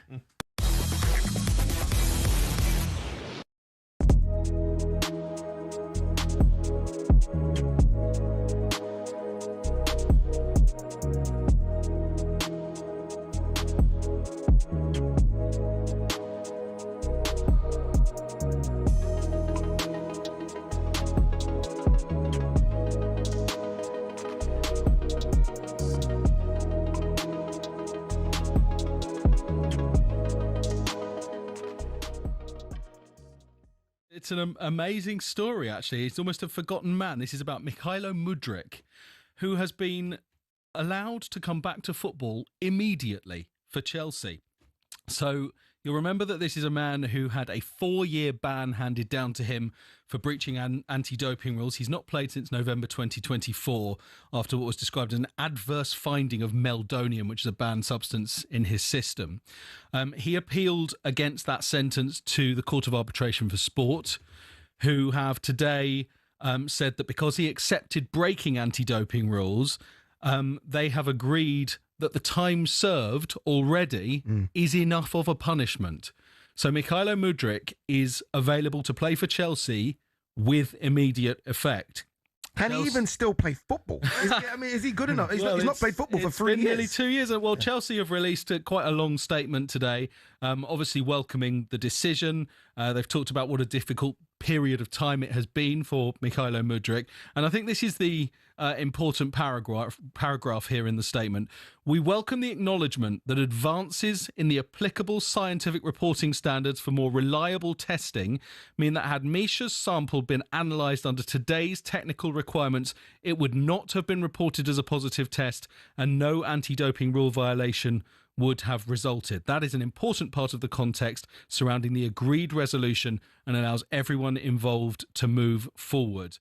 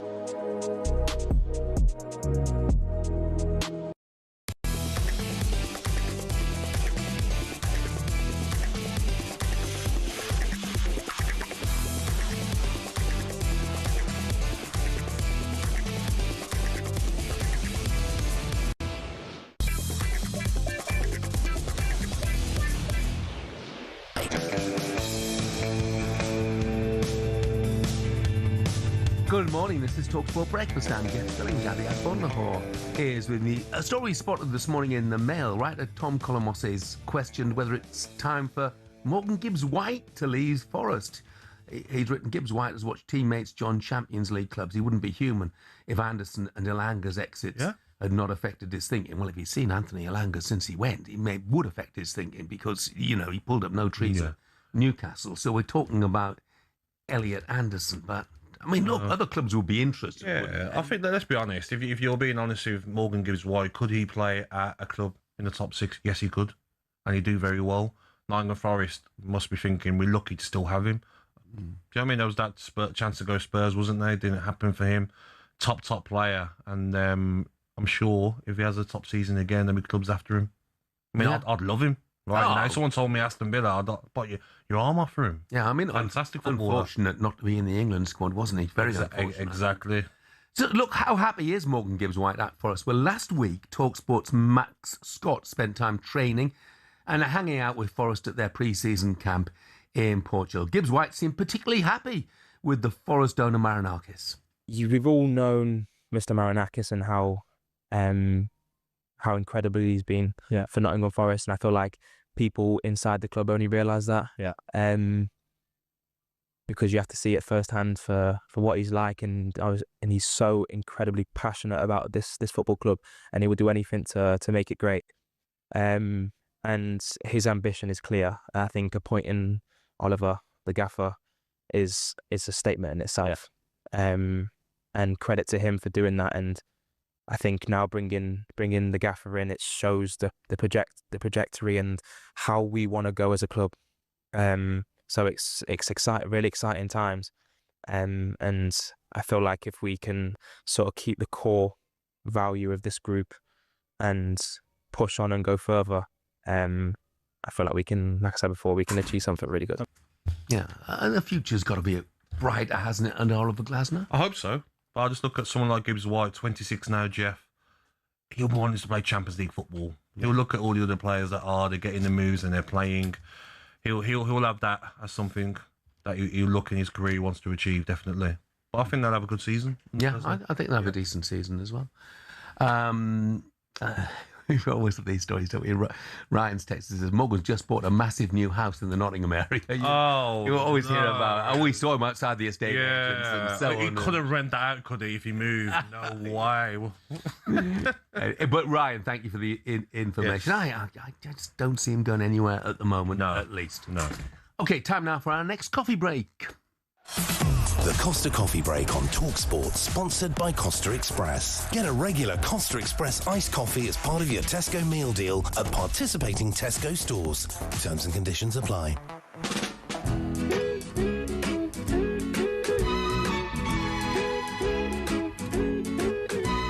We're all going on a summer holiday. Cliff Richard there? Yes. I used to love it as a kid. Love it, yeah. You still remember him on the double-decker bus hanging off the platform singing that? Anyway, Katie Shanahan is back with us. She doesn't remember it. No. I actually used to play it on the piano. Did you? Yes, one of my favourite songs on the piano. Thank you very much. So, as you're both back from your hollybobs, we thought we'd play a little game of holiday faux pas. So, I'm going to give you something that people tend to do on holiday, and you simply tell me if it's a do or don't. We've got some buzzers at the ready, and we can learn a little bit about what you guys are like on holiday. Number 1, reserving a sunbed with a towel at 7 a.m. Do or don't? I have to be honest, over the years, I have done it. I have. Is it right? No. But sometimes it's like that sunbed, the view of the pool. So you get up out of your bed, normal bed, and then you go down there, leave it, and then go have breakfast? Yeah. I used to, yeah. Not anymore. Yeah. Don't need. No, I don't need the place I go to at the moment. I don't need it. But I'll tell you a brief story. The last time we were in Mallorca, we stayed at a hotel which had a limited number of sunbeds overlooking the sea. Okay, and you were not allowed to reserve your sunbed. Right. So I'm there with the whole family. We all went in the sea, we all went swimming, and we looked up to find a security guard removing all of our towels off the sunbeds because they thought we'd gone, So. But don't you do yours through an app or something? No, so the hotel I stayed in this time. Sorry, book sunbeds through an app. No. Yes. This time the hotel I stayed in, when we arrived, they said that we're not doing all that with putting towels down. You have to book, so you can book for the week your sunbed. I think that's How expensive is this hotel? No, it's free of charge to book your sunbed, but I think it stops the arguments and people coming down early. It was nice because you could wake up at 10 o'clock and you go for breakfast and stroll to your sunbed for 11:30, but you had to be on your sunbed by 11:30. Otherwise, they could give it someone else. Okay. The beach that we go to in Portugal, I mean, the beach bed area is exactly the same. You rent your sunbed for X number of days. Exactly. And if you don't turn up one day, doesn't matter. It's there the next day. Yeah. Saves the arguments. But there's not enough sunbeds, though, for everyone. That's the problem. But reserving a sunbed, do or don't? Do. Okay. Jeff. Depends on the circumstances. Yeah, I say don't. Okay. Jeff, I think you're going to not like this one. Eating English food abroad. Oh, for God's sake. You know, seriously, one of the frustrations, look, everyone's entitled to do their own thing. Entitled. But when I sit at a little corner bar in Portugal, I used to a lot, which does the most magnificent seafood, oysters and prawns and clams and so on. And then you'll see the Brits next to us ordering a cheese and tomato toasty. And I just think, or the Fish and chips. The text messages Fish saying, fingers. where can I buy salad cream? Or where can I get Marmite from? Look, you're abroad. Just try a little to indulge. I'm with you. in I don't local eat habits. English food abroad. It's tapas. It's your sea bass. Nice fish. Yes. Okay, how about this one? Men going topless around the supermarket. Because you wouldn't do it over here, would you? But No. sometimes on holiday, you see it. No. No, it's no. It's completely unacceptable. Gabby does. For men to go topless anywhere. Topless on the beach is acceptable. Topless by the pool is acceptable. Anywhere else for men, topless is unacceptable. Well, I've seen a man in his speedos trying to get up in the alcohol section. I was trying to get a Rioja, and then I turned to my right, and there's a man in his speedos, and I was like, crumbs. There's a place I go in Mallorca, in the port there. I was there once having some food, and there's a group of lads, 5 or 6 lads with their tops off. Security comes straight over, put your top on. Like, you can't walk around the port with your top off, no matter what temperature it is. And I get that. So I mean, if you want to take your top off, go to the beach or the pool. Yeah. Okay, I've got another holiday ick here. Clapping when the plane lands. Do or don't? Well, I understand it, right? Because I just went to Mallorca, right? And when I landed there and when I landed home, the landing, I don't know what the pilot was doing, was like a thump, like terrible landing. And then afterwards, I think it's a sarcastic clap. Oh, okay. I don't mind a sarcastic clap. But if it's Thanks a for good that. landing, do you clap? No, not a good landing. But when it's a bad one, the sarcastic claps, I don't mind. How about wearing football shirts abroad? Well, generally speaking, the material they're made of does not lend itself to being hot and sweaty. No, the tan line's terrible. They smell. And they smell. But I do get it why people want to show allegiance to their club. Yeah, I don't mind that. Yeah. Oh, okay. Yeah. Okay, Or interesting. your country, problem. Getting drunk at the airport or on the plane. Holiday starts as soon as you get to the airport, I have been told frequently, when I refuse to go into the local Wetherspoons at 4 in.the, mainly by my kids. A generational thing, I think. I on the way to Mallorca had some, I think I had 3 gin and tonics on the plane. Oh, just 3, okay. Just Just- hour 45 it took me. I like a fizz before we fizz on the plane. You shouldn't get too drunk though. Like I don't think you should be drunk on a plane, but a couple of drinks. Especially not going through security. I know, yeah. People do that. Okay. Hey, Macarena through the plane. Do or don't, assuming everyone speaks English. So trying a little bit of the local language. Please and thank you. Gabs?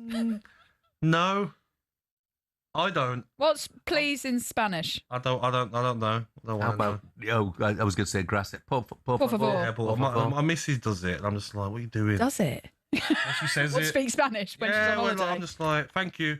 And they're like, thank you, no problem. You could just say muchas gracias. No. Try a little bit. But I don't mind when people do it, though. Cerveza, por favor. I mean, that's the key phrase, isn't Okay, it? and the last one here, do or don't, maybe back a little bit. A holiday romance.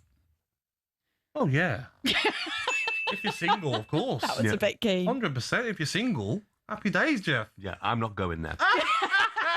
I love a holiday romance. Well, if you're single, why not? Absolutely. Yeah, do you know what I mean? They're the best. Finding someone who might be from a different country, different city. Everything's more Nothing wrong with that. exciting. Exactly. Andrew's texting and he says, cheese and ham toasty with a pint on holiday is amazing. Sorry, Jeff.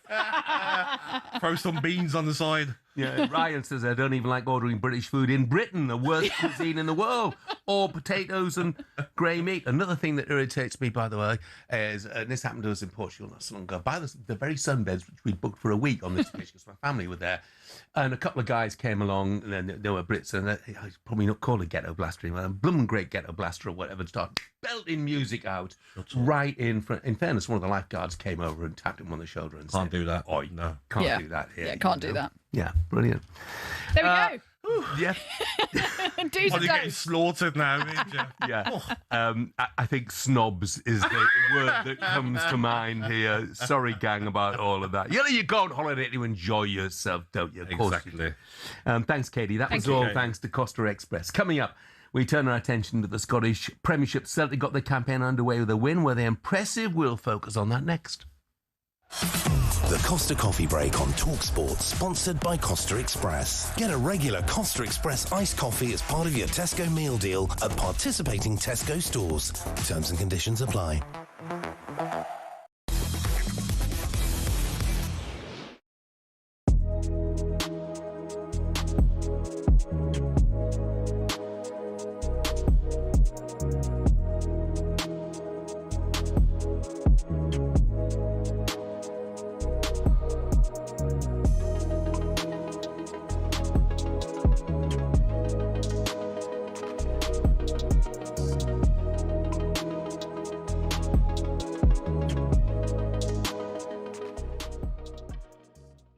Let's take a very quick call on Trent Alexander-Arnold. Oliver is a Liverpool fan. Morning, Oliver. Morning, how you doing, lad? You all right? Yeah. All right, really Oliver. good, mate. Yeah. Would you like to see Trent back? All good. I'd absolutely love to see Trent back. I think Mo Salah missed him very much last season. Obviously, Salah had a pretty poor season last season, but when he come back with Real Madrid, it was very frosty, and I think the damage is being done, to be honest with you, but I would love to see him back in a Liverpool shirt, yeah. Look, there's no doubt. Nobody can doubt his quality. On the ball, he's as good as anything, anywhere. He was winning games from right back. Obviously the Barcelona game in 2019, that cross, and then I think he was very, very important when we won the league with Slot as well. So much quality, from right back. No doubt about it. Yeah, brilliant. I think a lot of Liverpool fans would share that view. They'd all love to see Trent back. Oliver, thanks very much indeed. Maybe Jeff as well. Thanks, Oliver. You wonder though whether the player, having not really done it at Real Madrid, would want to sort of maybe at least stick around for another 6 months to see exactly where he figures and where he fares. He'll know pretty soon. As players, you get the vibe whether or not you're on you're part of the in club or whether you're on the outside of it.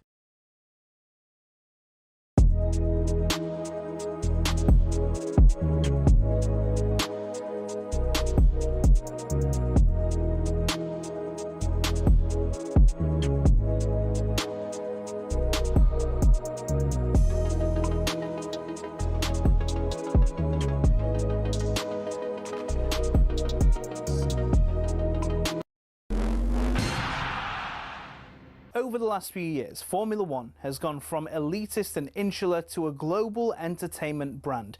The transformation's down to American investment group Liberty Media, who cultivated a new image for the sport since buying it in 2016. Better access to drivers, improved content on social media, and tapping into the US market have given F1 a massive boost in both attention and revenues. But is everyone happy? The fans certainly are, as evidenced by Drive to Survive. Almost 7 million people per season have tuned in to get all the gossip and all the drama from the paddock. The extra exposure means the drivers can demand a higher salary too. In 2010, the top drivers were earning $20 million a year, which isn't bad. But now, the very best earn 3 times that, with Max Verstappen getting a whopping $65 million in 2025. But money doesn't always buy happiness. Some drivers, including Verstappen, don't like the pageantry the changes have brought about.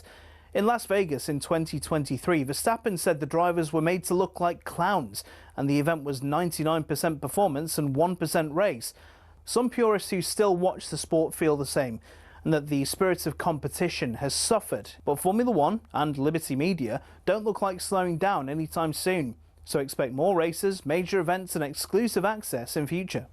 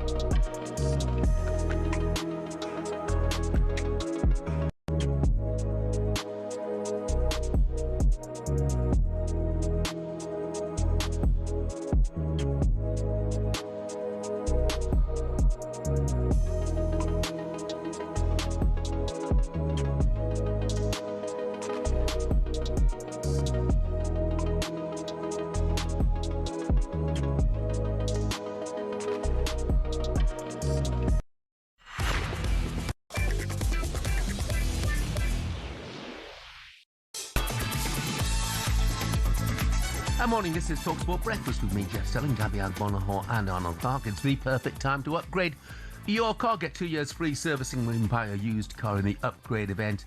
Check it out online. It's 7:36, Tuesday, August the 4th. Now, do Arsenal fans still dare to dream about signing Vinicius Jr.? Would indeed be a dream signing. Back page of The Sun this morning, no Vin, no fee. Don't quite get that. Understand that. No, don't get it. The Brazilian all smiles back training at Real Madrid. On Transfer Insiders last night, Ben Jacobs gave us this update. Real are putting pressure on sign or we're going to sell you. And from Arsenal's perspective, they're waiting for a counter. So a lot of people ask me, aren't Arsenal just being used as leverage? And isn't this going to end with Vinny Jr. signing a new deal? Well, of course, maybe. We can't discount that very strong possibility. But key point is this is not Arsenal waiting for Real Madrid to speak to Vinny Jr. about a renewal. They've made their offer. They've pitched almost first. And now with that leverage, the ball is back in Real Madrid's court. And Real want an answer from Vinny Jr. also this week. I mean, I look at that and I think there's every chance that Vinny Jr. and his advisors are using Arsenal's leverage for a better deal at Real Madrid. Yes. But, you know, would he really be somebody that Arsenal, I know they'd want, would need at the moment? I look at Trossard's gone as in here, and Zolis has come on to replace Trossard's come to the club. I look at Martinelli. Is he an upgrade on Martinelli? Yes, he is. I agree with you in a sense, Jeff, of if he comes into Arsenal and the figures are going to be crazy. You could be talking close to £1 million a week. Crazy figures with all the bonuses and everything. If I'm Saka, if I'm Gabriel, if I'm Rice, if I'm Saliba, if I'm David Raya, if I'm the star players at Arsenal, I'm saying, well, when are we negotiating them? Forget about the new contracts I've signed. Okay, no one's earning 3 times as much money as me at this football club. We've just won the Premier League for this football club. So is that going to be a problem going forward for Arsenal and a headache for the manager? And Vinny Jr., I rate him highly, but he's not at it every week. I've watched many games for Brazil, for Real Madrid, where he struggled, where it's been a bad first touch, his finish, he's not been able to scratch, can't get past his fullback. So I don't think it happens. I just think Real Madrid, do you know how big it is in Brazil to play for Real Madrid, for Vinny Jr., his whole image? This is a play of, you know what, Arsenal want me, I can go to Arsenal, can I get an extra, I don't know, 20, 30 million a year out of Real Madrid? Yeah. Yeah, look, I mean, I completely concur. I think, you know, maybe it's underestimated just how big it is to play for Real Madrid, especially, you know, amongst South American countries. Of course, massive. Transfer Insiders, by the way, returns tonight from 7 o'clock on talkSPORT. Piers says lots of good holidays, do's and don'ts, but can someone tell Jeff he's lost the right to comment on food choices? 3 years ago, when it came to light, he doesn't have gravy on his Christmas dinner. Did you have a Sunday dinner in Portugal? No. Would you, Jeff? No? No. And there are plenty of places that they do it, don't they, now? do Sunday lunches and that, but Not for me. Not a Sunday roast while I am on holiday. That's for sure. Somebody else has texted and said, how can anyone slag off British food? It's beyond me. Pizza and kebabs are brilliant. Right. Second half header from Benjamin Negron gave Celtic victory in their Scottish Premiership opener this season against Dundee. Manager Martin O'Neill spoke to Celtic's official channel and admitted his side were far from their best. We won, which is the most important thing. Opening game of the season for us. I thought we were pretty rusty. I also felt that overall, although we did create and should have scored a number of goals, the overall performance, I didn't think we were far from at our best. You know, so when you consider the games that we played high intensity last season, I thought the first half we didn't have that intensity. Very slow build up. And if you have a slow build-up, it means that opposition teams can read you quite easily. So we had to try and force the issue in the second half, which I think we did, got the goal. And overall, we won, created a number of chances. But in all honesty, it was just the win was the most important thing. Oh, yeah, it was just about getting over the line, wasn't it? In truth, been a bit of a frustrating summer at Celtic. Yeah. So far, a couple of additions, number of significant exits, not least Des Maida to Ipswich, a number of players as well, apparently still set to leave the club. Let's bring in our 9-time major trophy winner with Celtic, former defender Jackie McNamara. Morning, Jackie. Morning, Jackie. Good morning. Morning. Look, I mean, it may not have been impressive. All it was about was getting the 3 points, wasn't it? Especially bearing in mind that Rangers had slipped up earlier in the week. Yeah, I think so. I think the first game's always important. You know, they got the trophy and the flag last night, and everybody's there to celebrate that. But the importance there, I think, I agree with Martin. I thought the first half they were very slow with the possession and the chances. The second half they upped it a little bit. Yeah, I don't think they were in any danger last night, but you'd be looking for better performances, especially with the Champions League qualifiers coming up. Jackie, I watched the game last night and I thought new signing, Casper Hood, number 9, he was snatching at chances, wasn't he? He looked a bit, not nervous, but didn't look at the level that he'll obviously get to in a Celtic shirt. Yeah, I think I agree with that. I think you're kind of looking to see what his biggest attributes are, if it's his pace or his movement or his physical strength. You know, it was difficult. I think they've bought him for his goals. He scored a lot of goals in the Champions League with Bodo Glimt, and you know, they went to the 4-3-3 and pushed Duran out in the right hand side. He's looked quite good in the pre-season games. He scored a few goals, so you know, there's no reason why they couldn't go with 2 in the middle, especially when a team like Dundee's coming in and sitting in. Yeah, I mean, Martin O'Neill's been quite clear that he wants some new faces through the door. Which sort of areas, Jackie, do you think the Celtic need to strengthen in? I think obviously a wider area where Duran started last night. You know, I think that's an area there that, and if you are going to lose a few players in the midfield like Engels or Hatate's not featured much, I still think that's an area that it could strengthen, and the fullback areas. Hopefully Alistair Johnson stays. I think he's a big player for Celtic. He'd be a hard one to replace, but always there's talk of him leaving as well. How tough the Champions League playoff? It's in 2 weeks. I think it's 2 weeks today or 2 weeks tomorrow. It's going to be a tough game, isn't it? But how important is it for Celtic to be playing Champions League football next season? It's massive. It's the same every year, mate. I think you know, that it attracts the best players to come there. It's difficult for Celtic to attract the players if they're not in the Champions League, and the players that are there, you know, for like Alistair Johnson, if he has, you know, a chance to go away, but if he's playing in the Champions League, it's a stronger case to stay for another year. So it is important for the club and the fans as well. And as you said, it's such an early game for the pressure, but you know, they're up against it to start with. Jackie, just finally, still confident this early stage that domestically Celtic will do it again? Always. I think last year's shown us that, you know, to lose 8 games in a season, Celtic, but to come out and talk, and that for me personally is down to Martin O'Neill coming in twice really to save it. And you know, he's got that winning mentality. Even last night he's got the 1-0 win, which is important but he's looking for high standards, and that's what he'll be driving for this season again, and I'm confident he'll do that. Jackie, brilliant. Appreciate your time, mate. Thank you, Jackie. Thank you. And remember that huge Celtic fan and undisputed king of talkSPORT, Alan Brazil, back on the Breakfast Show tomorrow from 6 alongside Gabby. Our thanks to former Celtic star Jackie McNamara there. Quickly. They've got the perfect manager as well. Oh, yeah. Because Martin will be thinking to himself, pinching himself, that he's got the job. Yeah. After so many years. Any other manager might be moaning at the fact that, like, players they've lost, Maid has gone, not bringing in the players that he'd want. He won't. He'll get on with it. There's one reason they got over the line last season, and that was Martin O'Neill. Top manager. Ryan says, if I'm on holiday and it's Sunday, best believe I'm looking for a Sunday dinner somewhere. Get that, Ryan. Make sure if you are, though, you don't have gravy on it, okay? Still to come on breakfast. Breakfast preview on talkSPORT with Travis Perkins. Spend £100 or more in-store or online as a trade account holder and you could win a brand new Ford Ranger. T's and C's apply. We'll talk Manchester United after 8 this morning. Underwhelming summer so far in the transfer market. Could it come back to bite them? Of course, they've got Champions League football as well this season. Dwight York is with us to focus on that. And with Danny Welbeck and Jordan Henderson, teammates again at Chelsea, their manager at Sunderland, Steve Bruce, is with us to tell us what they'll bring to Xabi Alonso's squad. That was our breakfast preview with Travis Perkins.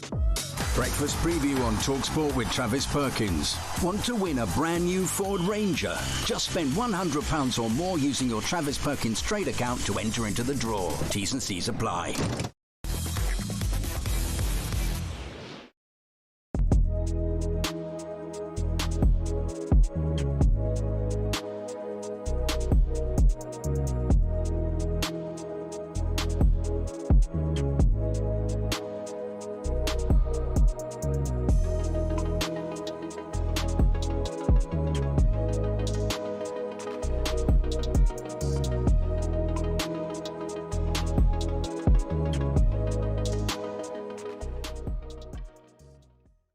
Noticed that on social media, Curtis Jones liked the posts where Inter Milan announced Stones as a player. He's acting like a spoiled brat. I saw his behaviour last night on the pitch. This was after the friendly. Yeah, I understand the frustration that you should have got the armband. He's been, he's a scouser. He's been there 20 years. Blah blah blah blah blah. But to act like that and for it to carry on, because it went on for about 2 minutes. Was it him and Dominic Szoboszlai? Yeah, he was having a go at Szoboszlai, who handed the armband over, I think, to Tsimikas. Mm-hmm. And I believe Curtis Jones had the temper tantrum over that. It's just like that behaviour can't happen. Not from a graduate from the academy. He's too into himself. So if he wants to go, source of his frustration not so much the captain's armband in a pre-season friendly, it's the fact he wants to leave, is it? Yeah, okay. So he wants to leave. Well, okay. Now Liverpool have to get the best deal for the football club. That's how it works. Okay, you don't get to throw your toys out of the pram and do it slowly, knowing him, and then act like that. I just don't understand it. You're playing for one of the biggest football clubs in the world. You came through the system. Behave. Stop. That's all eyes are on you. That's not behind closed doors. That might go on in training and all those things, but you don't want to see that going on actually for millions of people to watch. And it's not great for Andoni Iraola, fresh in the manager. No, and I'm sure he'll move past that. And I think Szoboszlai was asked in the press conference, and he didn't even talk about it. But it's just you hate seeing stuff like that. I really do. I think it's so petulant. Do you know what I mean? So, and then when you're liking Inter Milan's post, okay, we get it. You want to go to Inter Milan, probably last 5 minutes out there.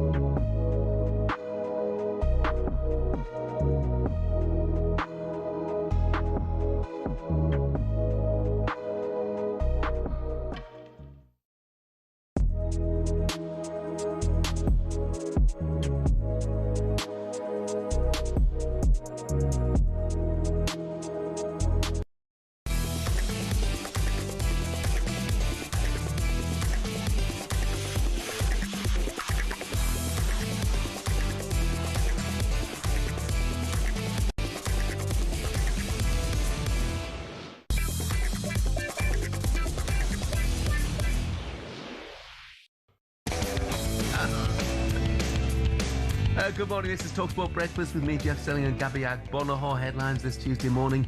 Jordan Henderson's joined Chelsea on a 2-year deal. He says it's a huge opportunity, one I couldn't turn down. Henry Pollock set to demand a substantial increase on his current Northampton contract to stay with the club. Eddie Hearn suggesting the annual earnings for the 21-year-old should be around £1 million. And UEFA President Alexander Seferin wants a Club World Cup boycott as he plots Gianni Infantino's downfall. Here's talkSPORT's Will Hobbs to give us more.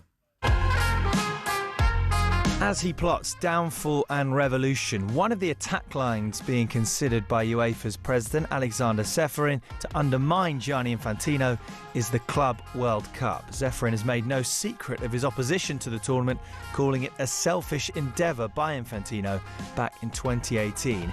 And we understand he's planning face-to-face talks with PSG's Nasser Al-Khelaifi at the Super Cup final next week. Al-Khelaifi is one of Seferin's key allies, and we understand the UEFA president is pushing for European football clubs, chaired by Al-Khelaifi, to boycott the 2029 tournament. However, this would require club-wide engagement with 850 plus members all on board. The inaugural tournament last summer was won by Chelsea, but plans for the 2029 event remain completely up in the air. No location or financing has yet been determined.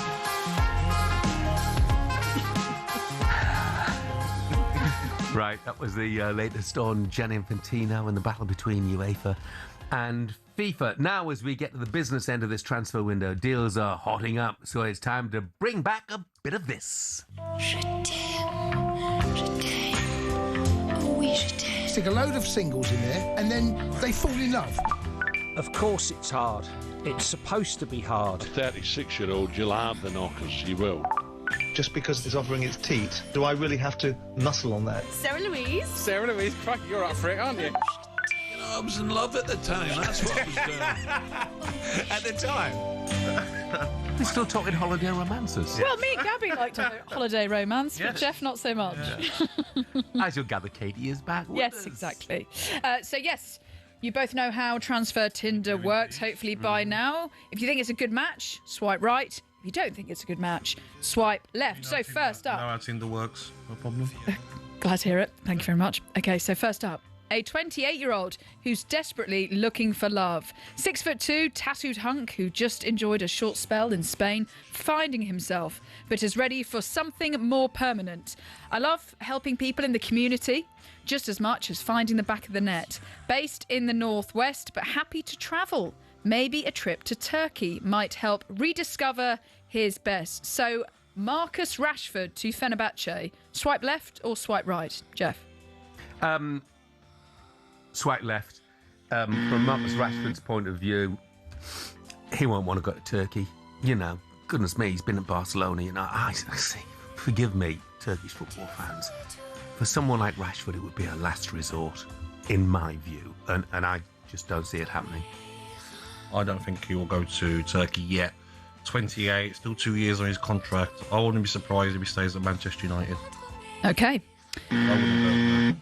Next up, 27-year-old, 5'9" American, usually found covering every blade of grass, but I'm hoping I won't have to chase this conversation too.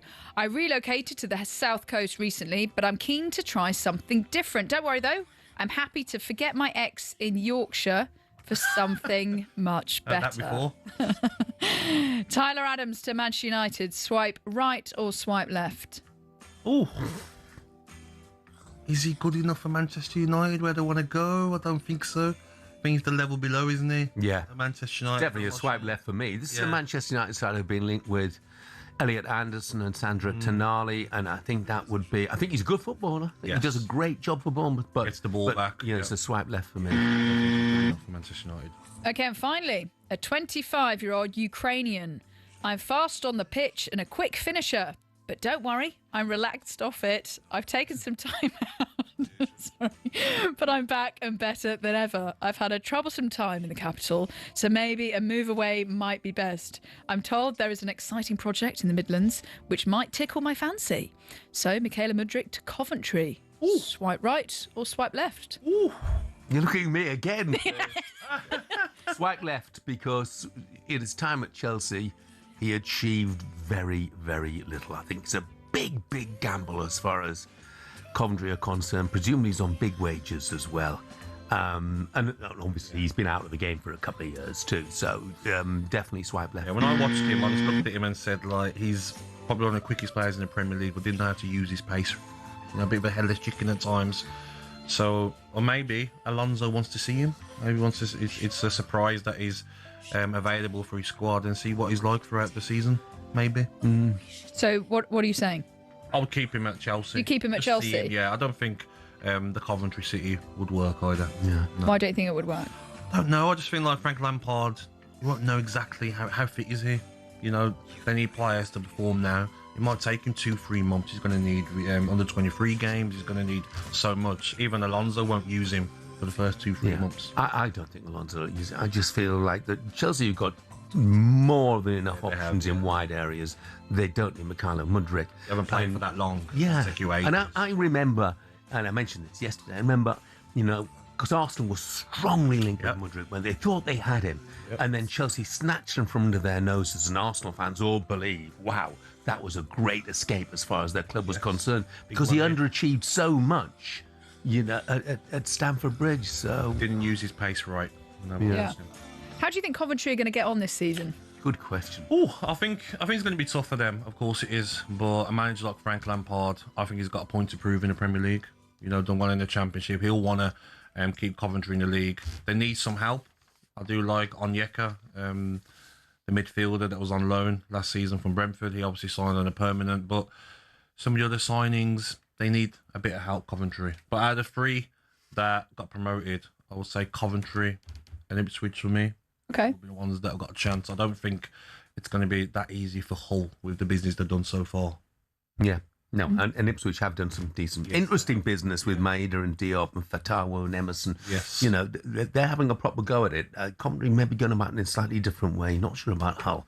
But we'll talk about relegation a bit later on, because I looked at the table and I thought any one of 10 or 11 teams could go down here. But look, the ball hasn't been kicked yet. Katie, you're done. I'm done. Security's outside. Yep, ready to take me away. Yeah, take her, onto the tube, follow her through the tube. Yeah, get me home safe. What a life. It's been nice. Does he stand over your bed when you're asleep? He was a very good security guard. He was a security guard for Michelle and Barack Obama, Mark Zuckerberg, and Michael Jordan. And then he got me. I was now he's so got sorry. your name on his CV as well. It's been nice. Love it. So yeah. Brilliant. Gabs, you could be my security guard if you want. No. Concentration levels are low. Yeah, you'd leave me, wouldn't you? They'd run off with you. I'd be like, oh, where is she? Katie, have a great day. Thank you so much. Thank you. Coming up, we'll take a closer look at Manchester United. Are they failing to back Michael Carrick ahead of what's a huge season for the club? We'll focus on that next.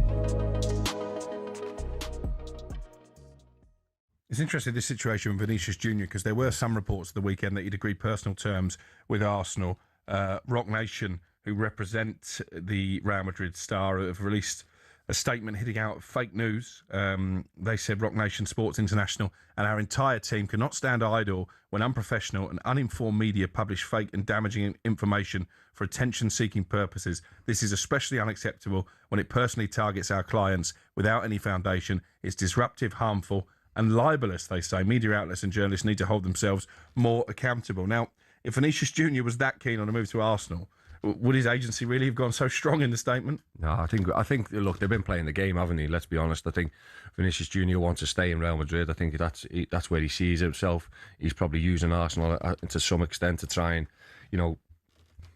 get probably another 100 grand more on his already probably £1 million a week contract. So for me, Crookie, I think I'm expected that he's going to be staying at Real Madrid. I'll be very surprised if we see him in the Premier League and playing for Arsenal next year. It's a real tall order, isn't it, for any club in the Premier League to tempt a player from Real Madrid. I was speaking over the weekend. I think it was Darren Goff maybe who made the point, or maybe Tony Cascarino. Dennis Bergkamp in the mid-90s when he left Inter Milan. Serie A was the powerhouse then of European football. To join Arsenal was a real surprise. Would this be comparable? I think it would be, yeah. I think it's probably bigger.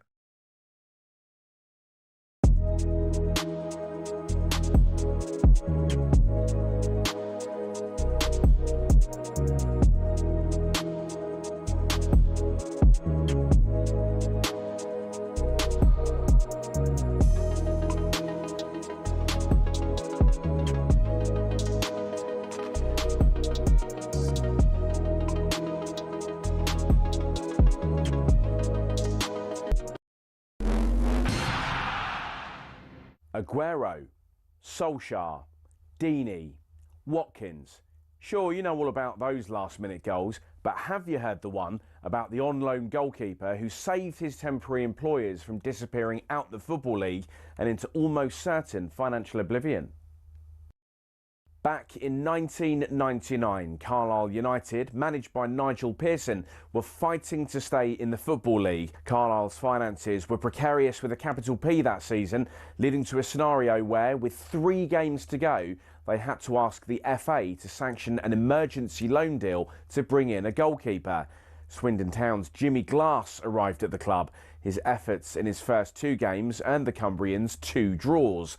Those vital points meant that Carlisle went into their final game of the Division 3 season, now League 2, needing to beat mid-table Plymouth Argyle in front of their own fans and hope their relegation rival Scarborough didn't win against Peterborough at home.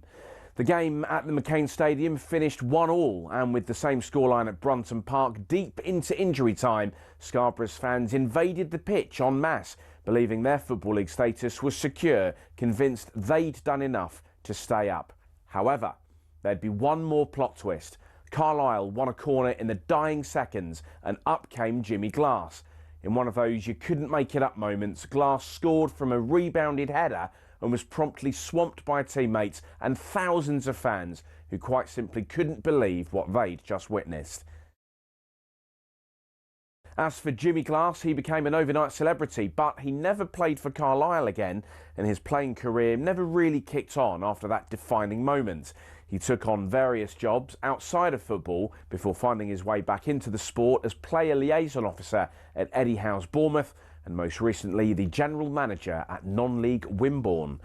Not the fairy tale ending to one of the most Hollywood moments in football, but the name Jimmy Glass will live on forever as the scorer of that goal, arguably the most important in any club's history.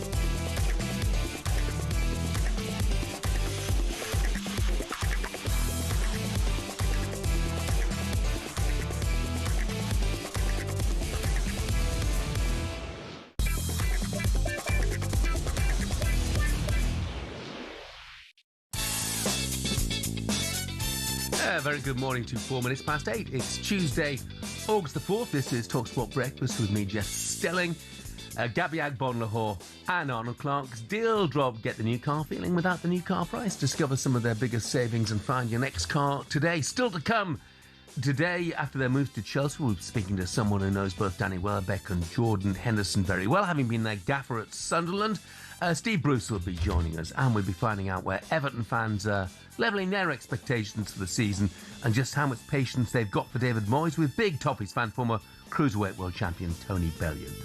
All that and much more to come.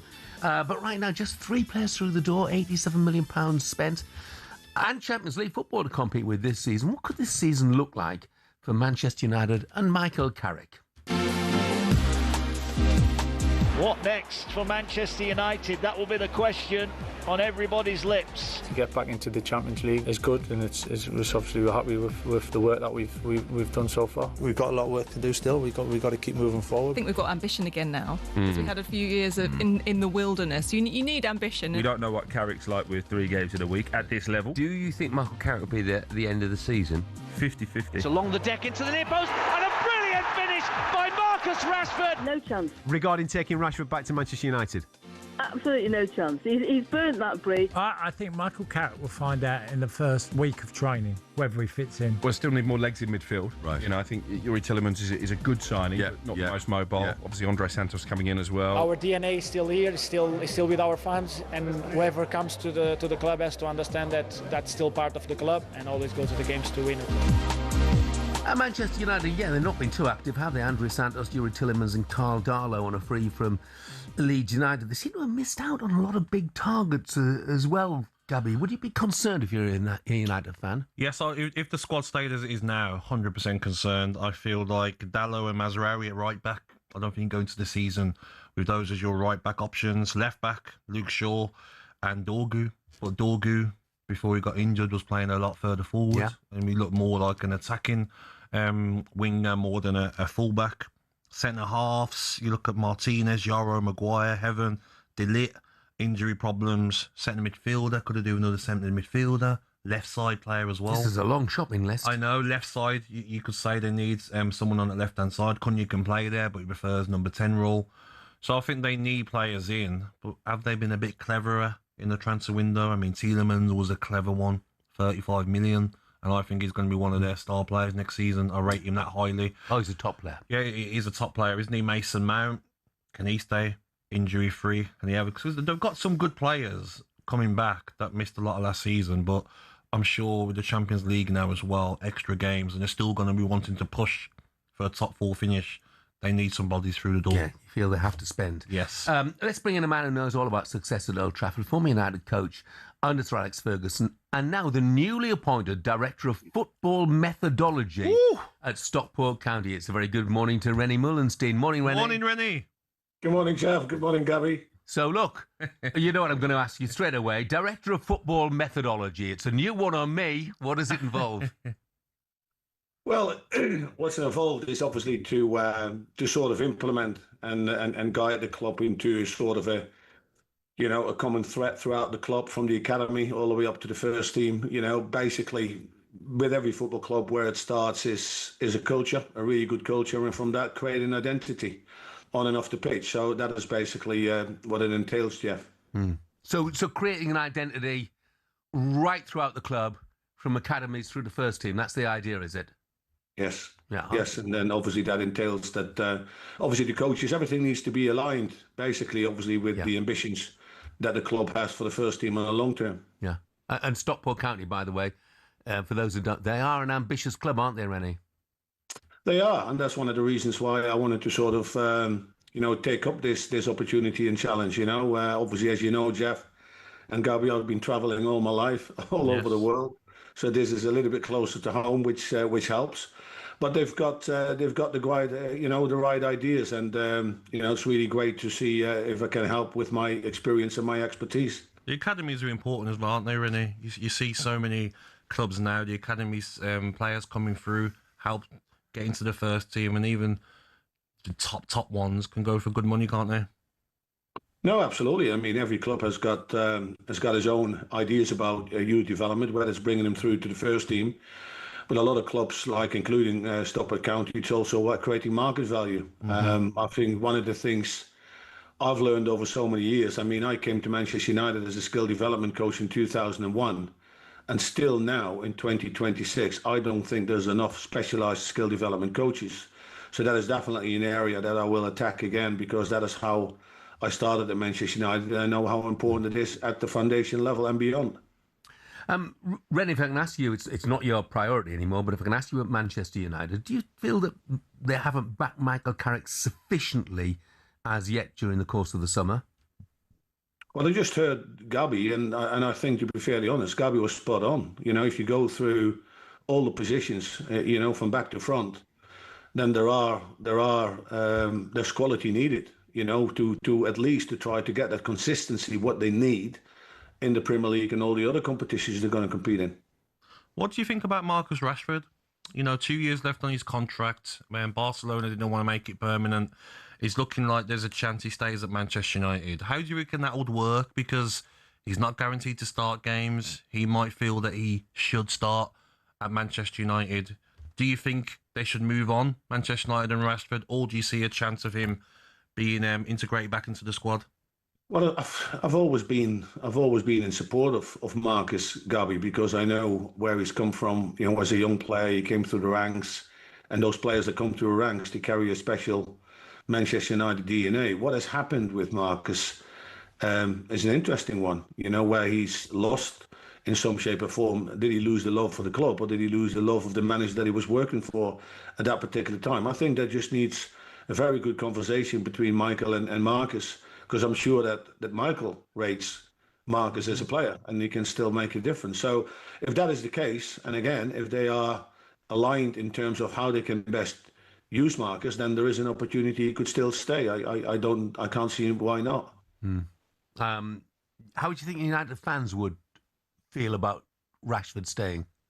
Well, I think that'll be 50-50, Jeff. There will be people saying, listen, he has to move on because he's moved away, and they may be left a little bit some feelings they're not too happy about. But other ones will say, listen, if Marcus comes in, he performs, he scores a few important goals, then everybody jumps in the bandwagon again. What about Xerxes? Do you think he's got a future at Manchester United? Do you reckon he'll be moved on?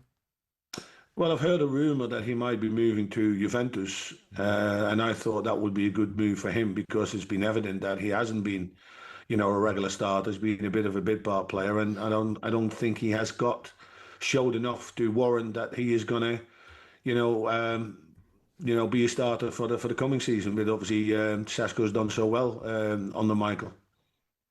Brilliant, Rene. Thanks very much indeed. Good luck this season. Good luck, mate. Give our best to Jim McNulty as well, who was fantastic for us last season with Rochdale. So, wish you both well. Thank you. Interesting talking Manchester United.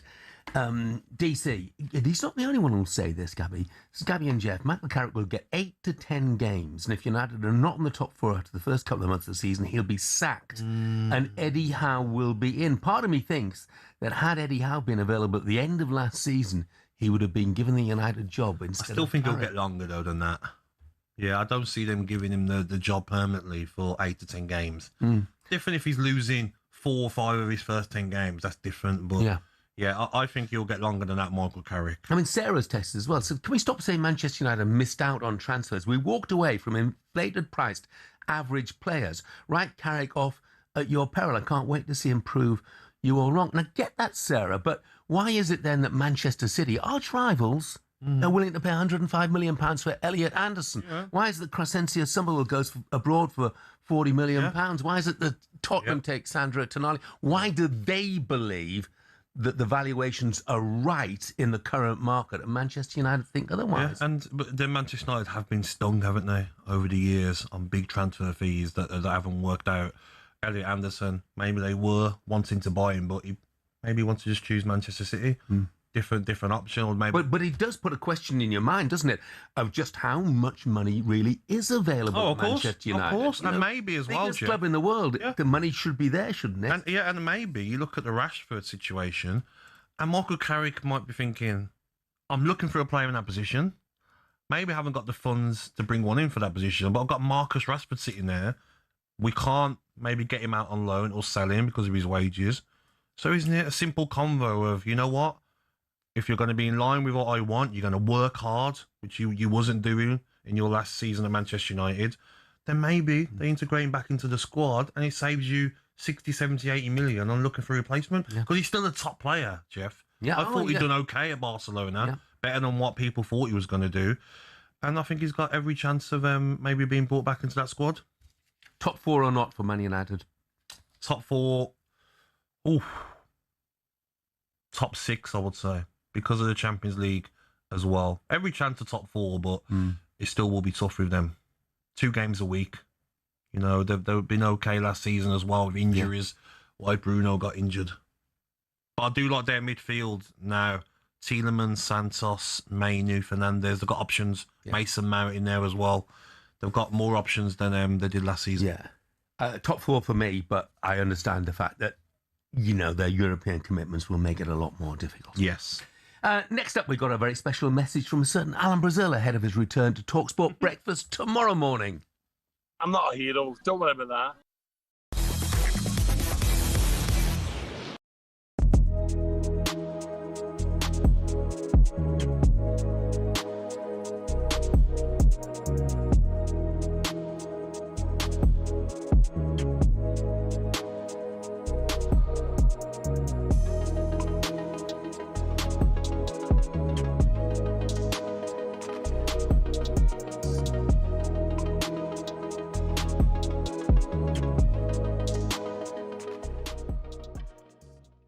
I mean, having won the league last season, I mean, you mentioned this to me in the break. Do you think it's more emphasis on the Champions League this time? Possibly, without wanting to obviously downplay anything else around it. Possibly there will within the camp that little bit of extra determination to try and get over the line in the Champions League. They'll be right in there again. Champions League is such fine margins. Those matches when you get to the quarters and the semis of those games, you can be in pole position with 10 minutes to go and go out. It's very, very difficult to absolutely guarantee anything at that level and that stage of that competition. They're the team to beat in the Premier League. I think the squad, I just looked at the squad again, Jeff. They've got so many good players. I mentioned to you about William Saliba obviously being out for a bit, not sure of back injury, and backs can be a bit weird.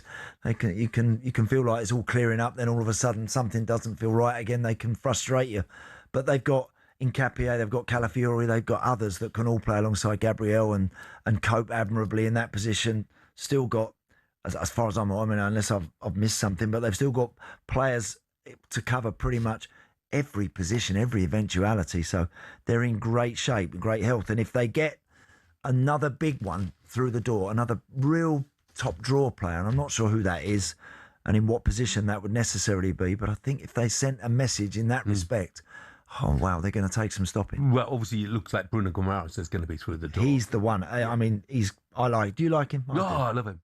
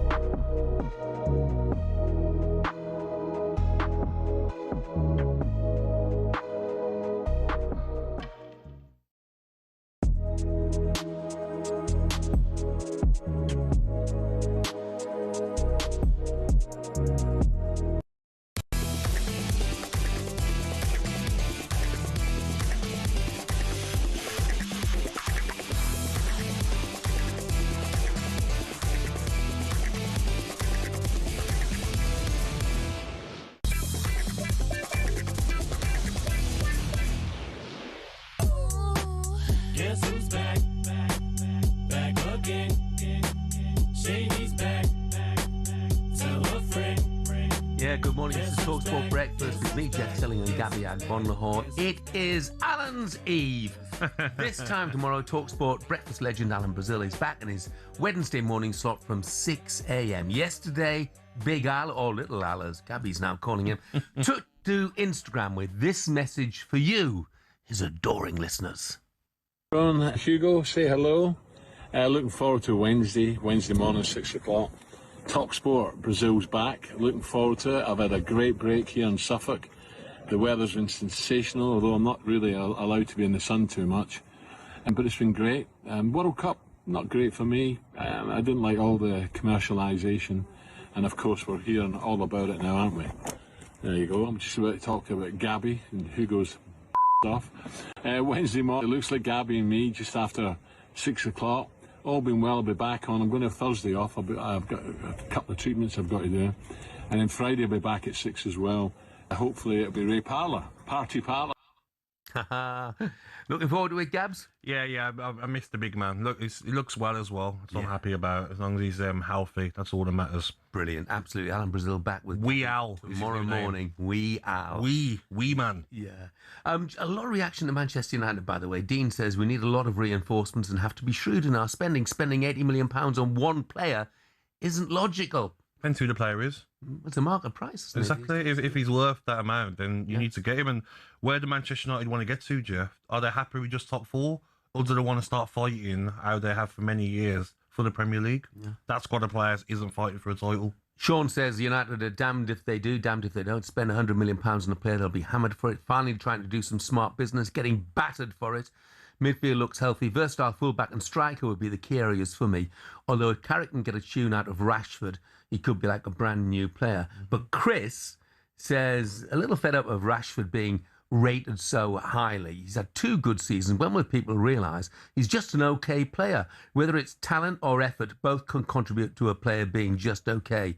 And in his case, it's lack of effort. Any player so openly downs tools on the pitch, which he did at Man United, I would not like back at my club. Then to come out, then to come out afterwards and do interviews blaming the hierarchy for your poor performances, not a player we want, and multiple managers agree. Send him anywhere, just not Man United. Listen, I think this is the new Marcus Rashford. I look at him at Aston Villa. I was excited when he came and I thought he done very good for us. He goes to Barcelona last season, 14 goals, 14 assists in 49 appearances. Hard place to go and play football as an Englishman. He's gone there and he's performed when he's been given a chance. In the World Cup, I felt he should have played a lot more than he did.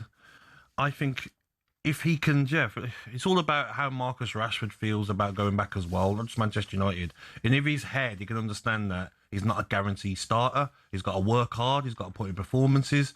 Manchester United fans, after he scores his first goal, he's chasing back and hunting defenders. Forgive him. You know what fans are like, Jeff? If you show that you love the football club and you show desire, they'll all be buzzing to have him back. 28, still got a lot of football left in him. We shall see. I think there's going to be a lot of business done at Old Trafford before the start of next season. Right, let's get the latest thoughts with Coral and Sam and Claire. The Coral Daily Download on talkSPORT with Coral. We're here for the fans this season. 18 plus gambleaware.org. Simon, morning. Morning, Simon. Good morning, Jeff. Good morning, Gabby. Looking forward to one of the great sporting comebacks with Brazil back tomorrow. Can't wait. I'm sad I'm not on air, but I'll be listening in. Yeah. You offering prices about him turning up? Well, I'm hoping he's a shade of odds on at least. Just to make it I mean, well, now are you saying make it on time at 6 or make it at all? I mean, on time would be a much bigger price. Yeah. Win for Celtic last night, not overwhelmingly impressive in their first game of this SPFL season. Are they clear title favourites in Scotland? Yeah, they just are amazing. They have actually just been trimmed a tad after the first round of games in what is a complete marathon, the Scottish Premier League. Celtic are 4-7, 15-8 Rangers drew their first game, 12-1 Hearts, obviously lost against Aberdeen. So very, very early stages. But yeah, early advantage to Celtic, and they are the odds on favs to retain their title. Can I ask you one, please, Simon, on Premier League relegation odds? Is it the 3 teams that were promoted that are the favourites to go down? Because later on in the show, me and Jeff are going to talk about some other teams that we feel are at risk. Yeah, absolutely. It was interesting. Hull, we're very down on their chances. Obviously, did well to get up through the playoffs. They're 1-6 to be relegated. So they've got almost nothing to prove. They can give it a good go. But then it's 5-6 Coventry, 5-6 Ipswich with Alan Brazil. I believe he's got a couple of season ticket holders. So he's going to be there regularly. 7. Then these are the teams I suppose you'll be discussing. 7-2 Sunderland, 5-1 Fulham, 6-1 Leeds, 13-2 Crystal Palace, and 9-1 Brentford are the next few in the betting there for the relegation. I think it's wide open, to be honest, personally, Simon. Look, in terms of who will come up next season, Birmingham City have now got coral on the front of their shirt. So are they a short price for promotion? Well, we like to think we've enhanced their chances by getting our logo on the shirt front. I had to put this on the list with Gabby in the chair. I know you're celebrating this, Gabs, but yeah, it was that we announced it last week that we're going shirt front, and I don't know if you saw the friend against Barcelona. But incredibly, I mean, this was not arranged by us or planned, but Jude Bellingham turned up and kindly put on one of the newly coral-branded Birmingham shirts, which went all over the internet, which was fantastic. It was great to see Jude Bellingham there. Is there a parade? For that win against Barcelona? No, but I think the Birmingham faithful enjoyed it. They won on pens.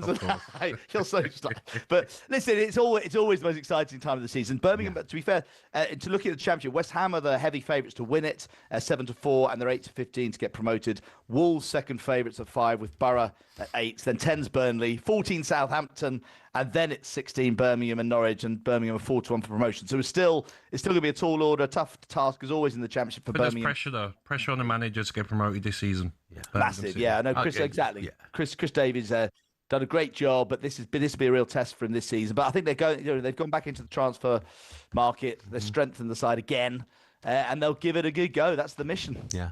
West Ham skinny at 7-4, with everyone apart from Jared Bowen seeming to leave at the moment. Look, just one for me, Simon. Me and Koisty, we followed the fortunes of Mjällby, the village team, remember, who won the Swedish league last season. Well, they've fallen off the edge of a cliff domestically this season. They're down in 11th. They haven't won since May. But my contacts in Mjällby tell me they are concentrating on the Champions League. And they play Slovan Bratislava tonight. It's the first leg of their game against Slovan Bratislava. They've already come through one preliminary round against Lincoln Red Imps. So I'm guessing that Mjällby are second favourites tonight. They are favourites tonight. Are they? Favourites, Jeff? Yeah, they are. They're 11-10, interestingly enough. 11-10 favourites, Mjällby. 12-5 the draw. 5-2 Slovan Bratislava. And I think it's fairly, in terms of to qualify, I think it's just a shade of odds on. Slovan Bratislava obviously have the return leg, and then Mjällby are second favourites. But yeah, no, Mjällby are favourites. Blimey. Well, look, good luck to the Mjällby boys. As I said, last win was May the 9th, and Slovan Bratislava are top of the Slovak Super League. I didn't know they had a Super League in Slovakia. Everyone's got a Super League these days. Absolutely. Brilliant. Simon, thanks so much, mate. Cheers, guys. Simon. Take care. Yeah, lovely stuff. That was a look at the latest odds with Coral 18+.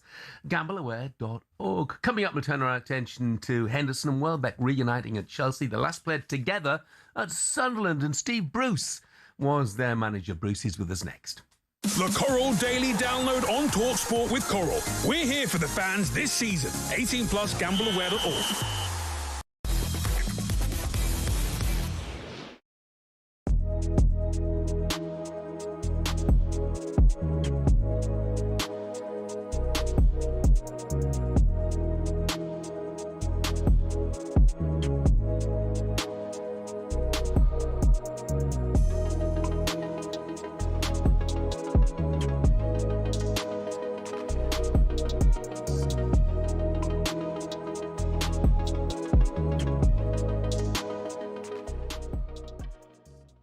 Staying with Liverpool, there are some reports that they have now made a formal offer worth £100 million for Bradley Barcola. I reported a couple of days ago that Barcola wanted to make the move to Anfield, but you've not been too inspired by this possibility. No, I'm with Jamie Carragher in the camp that I saw him the other day talking about it. We have like 3-4 left wingers already, players who can play there.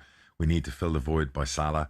Frimpong was meant to help with that, but we know he's got medical injury issues last year and not quite what we like to see out wide right when he did play. We need a right winger. It's concerning. And we're going out and we're getting another pacey player who plays on the left majority of the time. So unless Rio's going to get put on the right, square pegs, round holes, all that kind of thing. I don't know. I don't love it because of the money. If he was 60, 70 million, and I get it, he's not. You think, okay, it's a no-brainer. Then you maybe sell Gapco and you clear up some space on the left and you still go get a right winger. But Liverpool right now are playing with one centre-back and the other centre-back on one leg. So, they've got issues. McAllister's going to come back. He was a shadow of himself last year. They need some help in central midfield. Potentially need a right-back because really we haven't got a right-back. Frimpong's obviously going to play in Joe there, Gomez is now else. going to miss the start of the season. Yeah, that's Joe Gomez. God bless him. Could have been a world-class defender, but obviously injuries have stopped that. So Liverpool have got a lot of holes to fill. So, and you got to start a right wing to fill Mo Salah's, departure. So it does concern me that we're going down this rabbit hole where we might end up paying, I don't know, like the Weirts money. You overpay, and then does the player adapt to the Premier League, and is it another bad signing? And it's frustrating for me.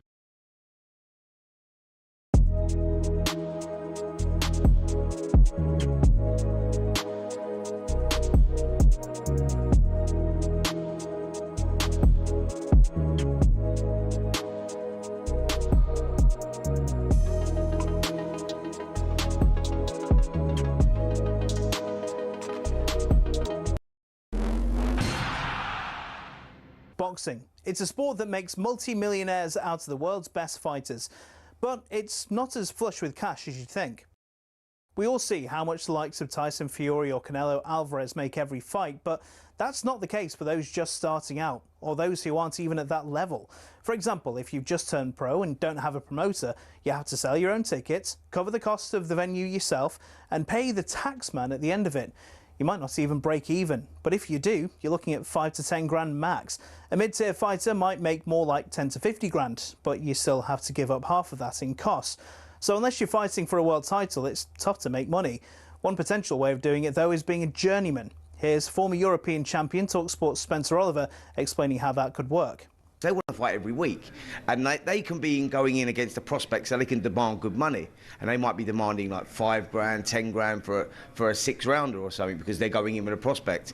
He gets through that, the journeyman gets through that fight, and he can fight again next week. I mean, even so, it's not much, and you're getting punched in the face for a job. It's only really at the top level, i.e. fighting for titles, where you're earning up to 6 figures and can afford a diamond chain or that Ferrari. So boxing isn't a sport that allows you to retire at 40 and live a life of luxury. Much like a lot of other sports and jobs in general, it takes an awful lot of luck quite early in your career to really make it worth your while.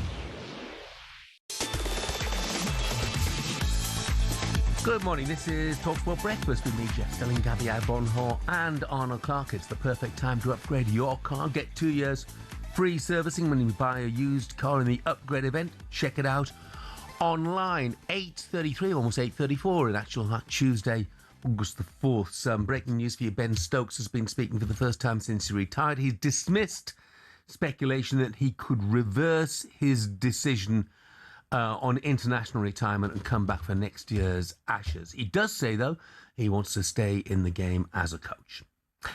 Now, against all the odds, 2 of the 2010-2011 Sunderland quartet, that I think you might be seeing a picture of now, have pitched up together at Stamford Bridge in 2026. Zenden, Welbeck, Henderson, Jean could make it 2 and has! Well, what fantastic play from Sunderland, the way that they kept the ball.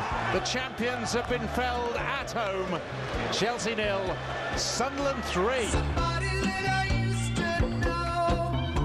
Yeah, famous victory there on the way to Sunderland's 10th place finish. That was 16 years ago, and part of that side, Danny Welbeck was 19, Jordan Henderson 20. It's absolutely astonishing that 16 years on, Gabby, they're both still performing in the top flight. 100%. You know, we've seen the likes of James Milner, Ashley Young play into their 40s, especially Ashley Young retiring at 40. It wouldn't surprise me with these two as well. You know, 30s, 35, both of them, aren't they? It wouldn't surprise me they're both playing to at least 38, 39. Yeah, top pros. Are players these days, have they got more longevity? Are they playing for longer, and why? I think it's obviously they look after themselves a lot more now. You know, players aren't out like maybe they were 15, 20 years ago, drinking, you know, out clubbing. They're looking after their bodies more.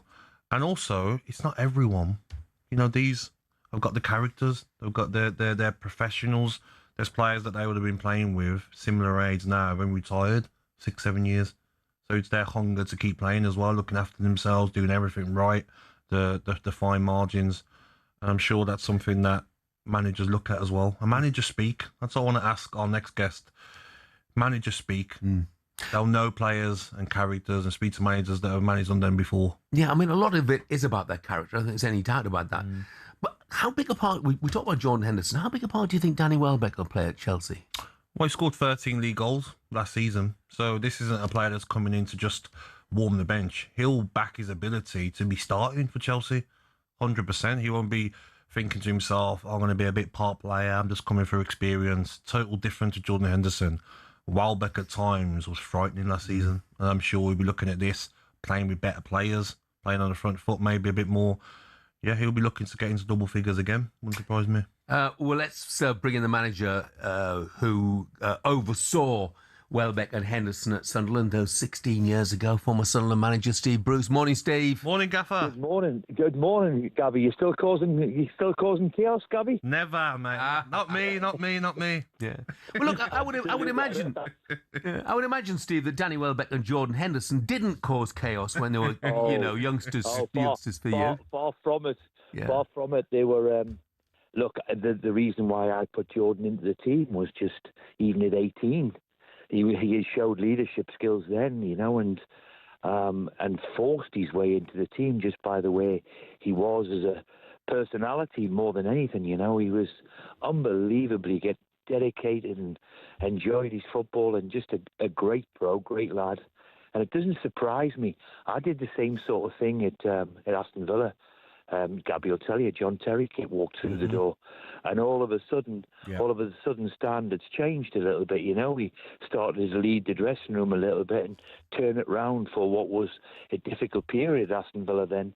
And I can see why Chelsea have done it. It's okay having, a lot of youngsters around you, but them two in particular, great pros, great role models, and can lead the dressing room to where it can get to. What's it like, Gaffer? You must have done it so much during your managerial career. Do you speak to a manager about a player before you sign them?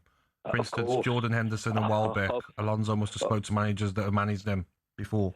Well, I think, even now with Jordan, with Tuchel, he found it crucial that he was part of the squad, to put the squad together and being in around it. And give the young ones a bit of advice, Cap. You know what it's like. Yep. You're a young player. You look up to the pros that are really, really, who've done it and been there and wore the T-shirt. And, absolutely a part and parcel of it.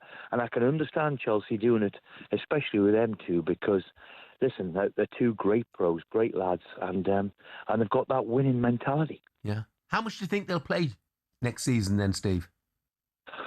Well, look, they're in and around it. I think it's every day. I brought John Terry in to play, and he did went on to play 40-odd games. I'm not sure them two will play 40-odd games in the Premier League, but look, their influence around it, and they've still got something to offer, that's for sure. So I'm not so sure that they'll pull it, they'll do their bit, and if they have 50% of the starts, for example, then good for them.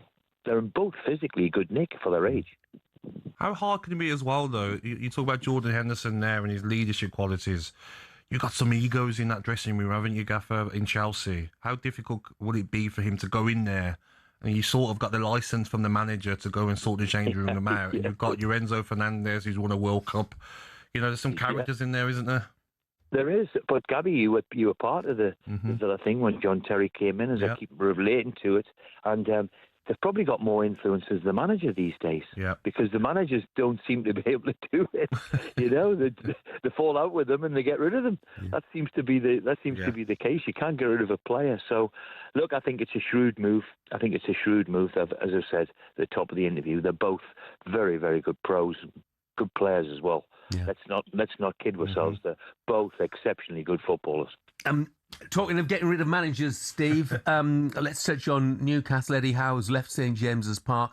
3 weeks before the start of a new Premier League season. What do you think changed there? Did he always have the rug pulled from under his feet in some respects, do you think? Well, we're never going to get the inside track, are we? We're all desperate to hear what happened, really. And I think it maybe started 12 months ago with the selling of Isak. You know, the way the club handled it, the way they were with it and all the rest of it.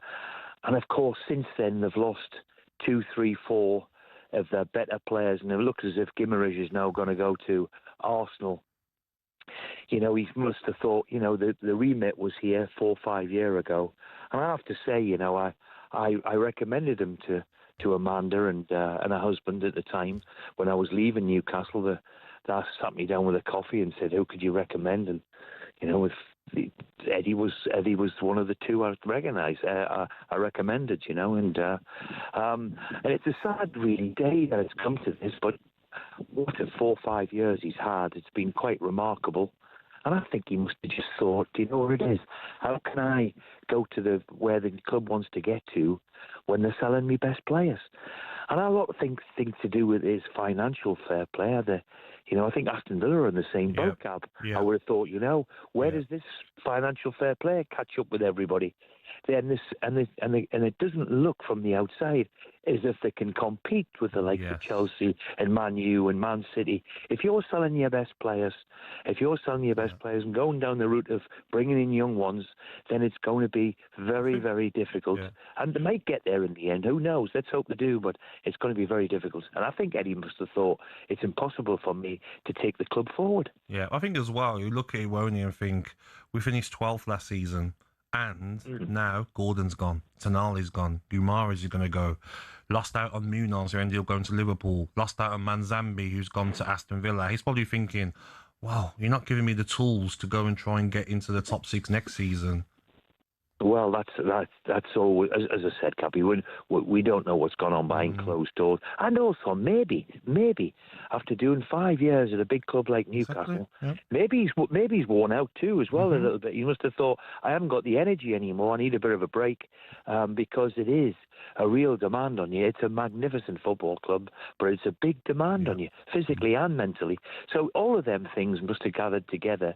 And I wouldn't have been surprised if he's probably done it 2-3 weeks ago and they've asked him to stay on a little bit, because the guy who's in charge now seemed to, it came very, very quickly, didn't it? It wasn't just a knee-jerk reaction after Bristol City, that's for sure. I think I think that's been waiting in the wings, and he must have put it maybe forward a few weeks ago. Quick word on Man United, Steve, before we go. Would you like to see Michael Carrick given a bit more financial backing? I think he's got the financial backing. I think so. I think they've made 2 very, very good signings. I only think now, Jeff, it's only started. Well, my experience with World Cups and European Championships and this, that, and the other, the transfer market's just going to go haywire now. You know, all the players are back. They're coming and returning from the holiday, and I would think there's going to be a lot of activity in the market over the next couple of weeks in particular. Steve, hope you're well, mate. Thanks for joining us. Cheers, Gaffer. Thank you. At all. See you, Gabby. Ta-ra, Jeff. Bye-bye. Cheers, Steve. Thanks, mate. Ian says Jordan Henderson is the most underrated player ever to play in the Premier League. Interesting. Still to come on breakfast. Breakfast preview on talkSPORT with Travis Perkins. Spend £100 or more with a Travis Perkins trade account and you could win a brand new Ford Ranger. T's and C's apply. Sterling making his way forward. Here is Sancho, and it is 4-1 to England.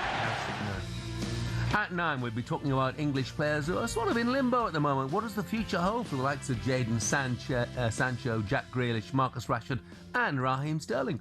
We'll also catch up with former World Cruiserweight champion Tony Bellew. And next, we're asking which of the promoted sides is best prepared to stay in the Premier League. That was our breakfast preview with Travis Perkins.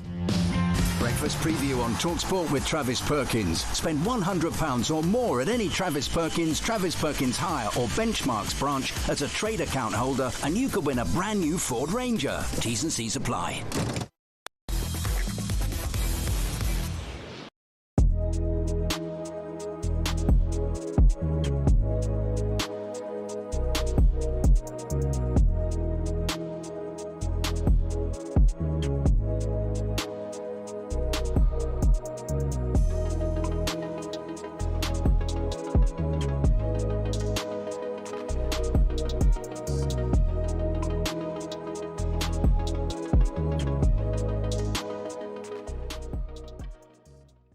My issue is, and you say he's in a minority of one at the moment, I'm not sure he is because, we haven't seen the African Federation, for example, come out against him as yet. And you know what?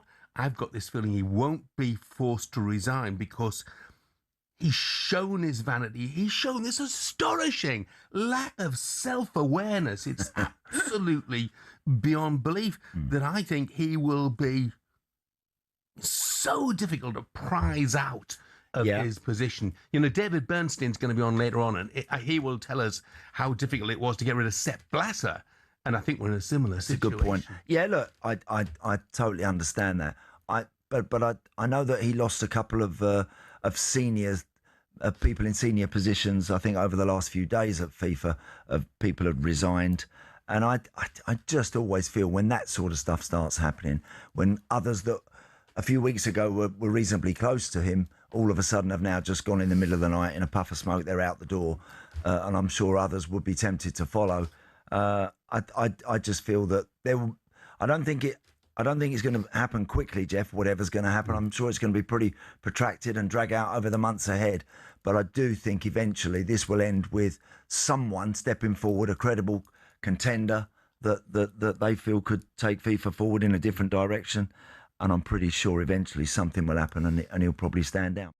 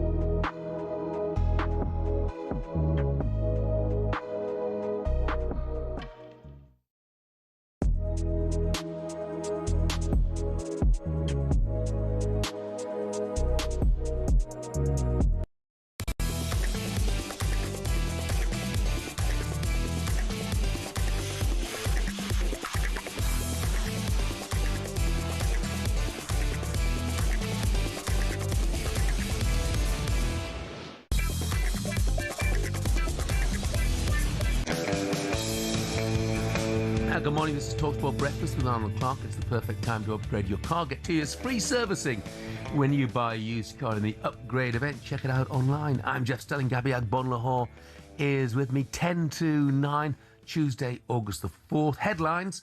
Martin Ziegler's been reporting in the Times that an alliance has been aimed at toppling Gianni Infantino, with the leaders planning to paralyse FIFA and prepared to stage their own international competitions if he refuses to step down as president. The former England captain Ben Stokes says he would love to become coach of the national team in the future. He's been having his say on the captaincy as well, by the way. He said he believes that Harry Brook should have been named as England Test captain, though he wishes Joe Root all the very best. And Arsenal are still playing the waiting game when it comes to their target signing, Bruno Guimaraes. Ben Jacobs tells us more. Newcastle perspective, they've rejected a formal offer below their valuation. Arsenal's perspective, they're finalising this deal. So when we report it, it's naturally quite sensitive. My understanding is that talks are advanced. Optically, from Newcastle's perspective, it's great to have Bruno Guimaraes back with them in La Manga in Spain, because this is not an Alexander Isak situation. The player has never refused to train or be there, but he did delay his travel, and one of the reasons why is because, again, this deal is close. Close, but at the moment it is not done. Now then, 9 minutes away from 9 o'clock. New standards in some ways set in the Premier League last season for promoted sides. 2 of the 3 managed to survive the drop. They did better than just survive the drop, in fact, because Sunderland have got European football back at the Stadium of Light. Leeds had a really good season as well. They both did splash the cash a bit, though, didn't they, Gabby? Do you have to, if you're a newly promoted side, you have to spend big to stay up? I think you do. I think you spend big, but spend wisely. That's what Sunderland did. They spent big, but they spent on quality and players that performed that season. And even the clever signing of Xhaka, that just set it all off, didn't it? Brilliant Experience, signing. still a top player. I look at some of the teams that have come up, Coventry, Hull, Ipswich. Ipswich have been the busiest. I look at Fataru, 20 million from Leicester. Emerson, don't know much about, 24 million from Toulouse. Akpom is a player that he can perform, but he's never really done it in the Premier League. No, he hasn't. Want to hasn't. look at Maeda will be exciting. I'm sure he'll be a headache for defenders, especially the way these Premier League defenders are playing out the back. If you get that wrong, he's going to be one pressing your centre half. Diop as well. He's an experienced defender, playing for Morocco in the World Cup. Done well, didn't he? At Fulham as well. So I think Ipswich are the team for me out of the 3 that have got promoted have done the best business so far. But we still got just under a month left of the transfer. Yeah, I'm sure Coventry will bring in many players. Well, Coventry being linked obviously with Mikhailo Mudryk, and also I think they're on the verge of signing Carl Rushworth, who was on loan from Brighton, the goalkeeper, excellent goalkeeper as well. Let's hear from the Coventry captain Matt Grimes, who talked to talkSPORT exclusively yesterday. He's aware of all the challenges his side will face this season. I think, well, like you say, we're probably going to have less of the ball than we had this year. But it's just kind of accepting that and accepting that there are times where you're going to have to suffer, especially playing against the big boys.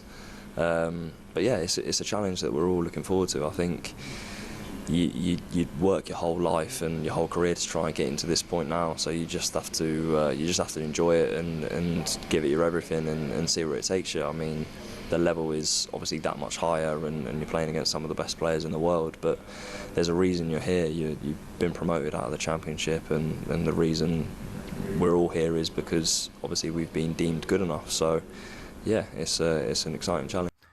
You know, Gabby, I'm not pretending I saw a lot of Coventry last season, but things in their favour. Obviously, Frank Lampard is one. But 2, from what I've seen of them, their set plays are really important to them, both defensively and in an attacking sense. And that would suit them well in the Premier League. 100%. Your set pieces are so important. You're seeing set piece coaches now with release clause in their contracts. Look at Austin McPhee from Aston Villa. It's important. I remember, was it Hans Postecoglou? Do you remember his little rant like, don't believe in set-piece coaches? Soon changed his mind on that. They're important, defending and attacking set-pieces.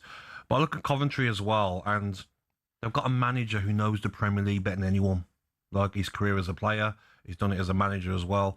They won't be naive. You know, some teams will come up, Jeff, and they'll still try and play the same football. They'll try and play open football like Southampton did. They won't do that, Coventry. No. They'll be streetwise, and a lot of their players will be itching, Jeff. I want to do it in the Premier League. This is a dream. I'm in the big time now. Is it going to be a lot harder? Of course it is. There's no room for mistakes. You're not going to have as much time on the ball in the Championship. But a lot of these Coventry players are going to be itching to show that they're good enough to do it in the Premier League. And the manager, I think, Lampard, will have faith in a lot of them. I think the other encouragement for all of those 3 promoted sides is there are going to be other candidates. I'm now looking through relegation candidates. And you know, fans not going to be happy. Palace, new manager. They've sold Lacroix, no signings through the door. Fulham, unproven manager. They lost Jimenez, Wilson, Diop, Chukwueze. Sunderland, brilliant season last season. Can they cope with that second season syndrome? Plus Europe, Brentford, just because they're Brentford, to be brutally honest, you know. And every year we talk, and there are lots of alternatives, aren't there? Yeah, I think Fulham is one that scares me if I'm a Fulham fan. I look at what Marco Silva got, that extra percentage of all those players. Like you said, Jimenez, Wilson, Diop, Chukwueze gone as well. New manager, really, what has he done? You know, struggles when you come in at Real Madrid. And he signed 2 players today, hasn't he? Garcia and Palacios. Garcia got 6 goals in 30 appearances last season in La Liga, and Palacios 5 appearances, 0 goals. Combined fee of nearly 50 million for both of them. Yeah. La Liga's different to the Premier League. You know, it's going to be really tough for those players. We'll see how they got on with a physical league like the Premier League. Yeah. But new manager as well, like a lot of the unknown with Arbeloa. Yeah. So you could see you could see it, Jeff. That Fulham struggle. You can say the same as well about Bournemouth, can't you? Yeah. You know, new manager there, and I mentioned Sunderland got European football, was so have Bournemouth. And over the last couple of seasons, so many have left, and this time around they've lost Senesi. Krupi's out for a while. Yeah, Krupi's out for a while. They may yet lose Alex Scott. Yes. You know, because there'll be so many admirers for him. You wonder how they will cope with all of that. Yeah, and like you said, European football, couple of injuries, Jeff, and the squad size look thin, and you've got a game on Thursday, and you travel back, and you've got a tough game on the Sunday. Sometimes European football can be a bad thing. Was it Burnley, wasn't it? They struggled. Yeah. Didn't they, with the European football in the Premier League? A lot of sides do. Yeah. If you haven't got that size of squad, how do you think Newcastle are going to do? I think they'll be down there. I don't see them as having a season as bad as Spurs have the last 2 seasons, but I don't see them in the top half. Nowhere near. I feel that fan base as well are angry. They're angry at what's happening with their football club. They're angry at losing all their players, signing young players. They're all dressed in Saudi Arabian at time, wasn't they? When the owners come in, they were thinking, yes, we're going to go for Mbappe, we're going to get Neymar, we're going to get all these big players. Now, there's no European football this season. Just lost your manager. You brought in a manager who's managed in the Saudi League. It could start to turn a bit toxic there. You know, if they start to lose a few of their early games, Jeff, and Joe Linton's wanting to get out as well. It's like, this isn't what Newcastle fans thought was going to happen, did they? They've spent a lot of money, but they spent a lot of money. Yeah, obviously they're changing, you know, their entire approach to the transfer market. Spent a lot of money on young, unproven sorts, and which is great. But if things don't go well in the early stages, then that could have an impact. And also, let's not forget, as much as the problems and the financial fair play rules, and they've lost this player and that player, they didn't buy well last summer. Voltemada, Wissa, Elanga. Yeah. Over 160 million for those 3 players. None of them produced last season. Yeah. So they've got to step up, all 3 of them, because Wissa looked very sharp for Congo at the World Cup. Can he bring that form for the World Cup into next season? Jacob Ramsey's probably the only one who had a decent season last season. So those 3 signings have to step up. Yeah. Completely agree. And of course, we talk about relegation. Well, you can never leave Spurs out of the equation, can you? I'm only joking. Well, it's recent form, isn't it? Oh, no. Last 2 seasons, relegation Spurs. battle. I see Spurs being top 6 or 7. Yes, I do as well. Yeah. Top manager. Yeah. Good manager and some good signings and players so back far from injury as well. Yeah, Maddison. Absolutely. Yeah. Well, he could be a big player for them. But I like some of the signings as well. Agreed.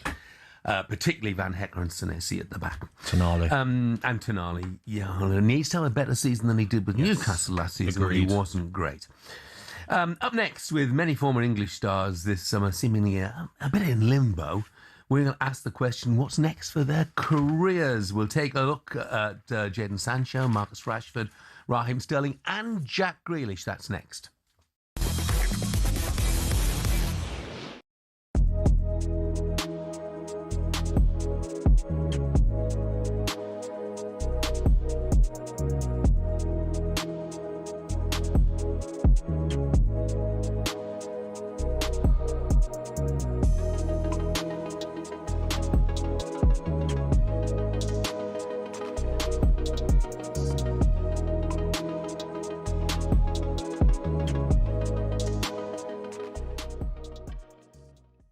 bring in Terry Gibson, Spanish football expert. Terry, always good to speak to you. Lots of news stories over in Spain at the moment. Let's start with that Marcus Rashford farewell post to Barcelona. Looks like his hopes of return to the Camp Nou are now very much over.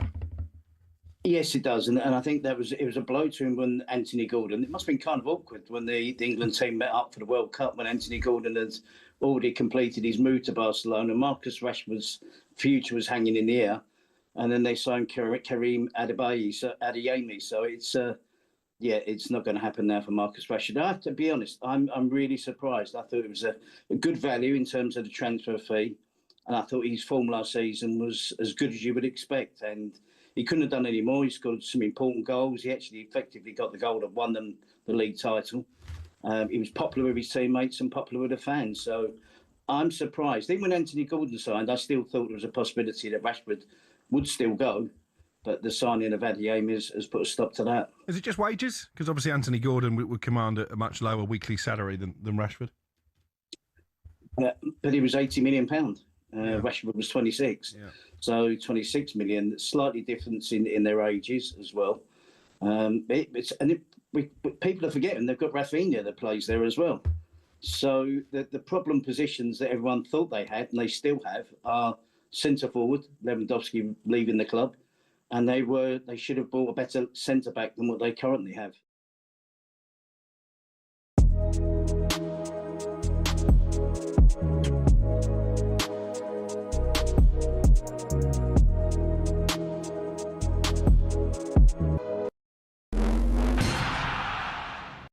From the Toffees to the Tractor Boys, the Eagles to the Seagulls, Gunners, Bees, Hammers and Magpies, Premier League teams have got a load of crazy nicknames. Ever wondered where they came from? Let's start with Everton. They're dubbed the Toffees, but why? Well, because when the club was formed, just down the road there were two local toffee shops. Ye Ancient Everton Toffee House and Mother Noblet's Toffee Shop were big fan favourites. Next, they say if you can't beat 'em, join 'em, and that's exactly what Ipswich Town did when it came to their nickname. The term Tractor Boys used to be chanted by their opponents as a way of putting the team down for their farming background. But during one game back in the late 90s, Ipswich were 1-0 up and they decided to flip the script. 1-0 to the Tractor Boys, they sang, and a new nickname was born. Let's head to Leicester, famous for more than just a red, orangey cheese and Jamie Vardy. Leicestershire's also the birthplace of fox hunting, hence the Foxes. Next up, turns out apples are not the only fruit that don't fall far from the tree. Bournemouth's nickname, the Cherries, comes from the fact the club's stadium was originally built right next to a bunch of cherry orchards. This next story actually involves two club nicknames. It started with Crystal Palace. They were having an absolute nightmare run back in the early 70s. They'd been relegated after a terrible spell and manager Malcolm Allison decided enough was enough. He wanted a new nickname, something strong, fast and destined for success. Something exactly like an eagle. But there's more to this one. Brighton were in search of a nickname too, and Palace finally gave them what they needed. In a heated match between the two back in 1976, Palace fans began chanting, "Eagles, Eagles," and some clever Brighton fans came up with the perfect reply, "Seagulls, Seagulls." Not all club nicknames have a crazy story though. Take the Gunners. That just comes from the fact a group of munitions workers in the Royal Arsenal factory in Woolwich set up the club in 1886. On the flip side, some nicknames seem simple, but there's a bit more to them, like West Ham. The Hammers is actually nothing to do with the ham part of the name. It comes from the fact the club used to be called Thames Ironworks FC and was made up of workmen and shipbuilders.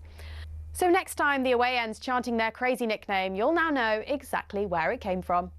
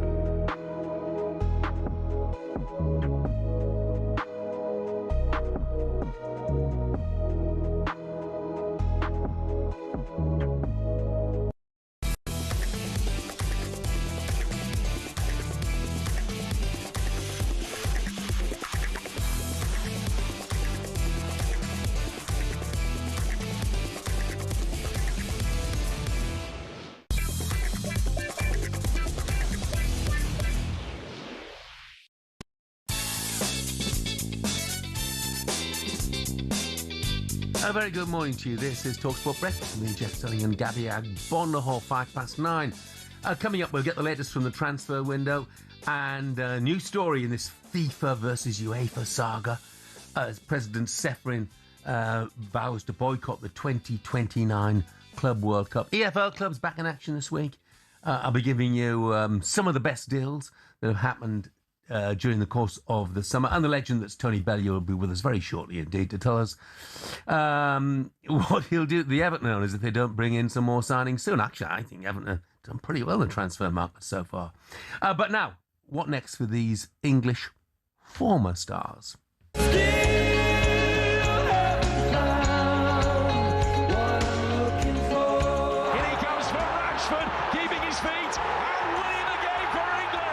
Absolutely no chance. He's burnt that bridge. He blew it at United with his attitude. Pulls it back. Grealish!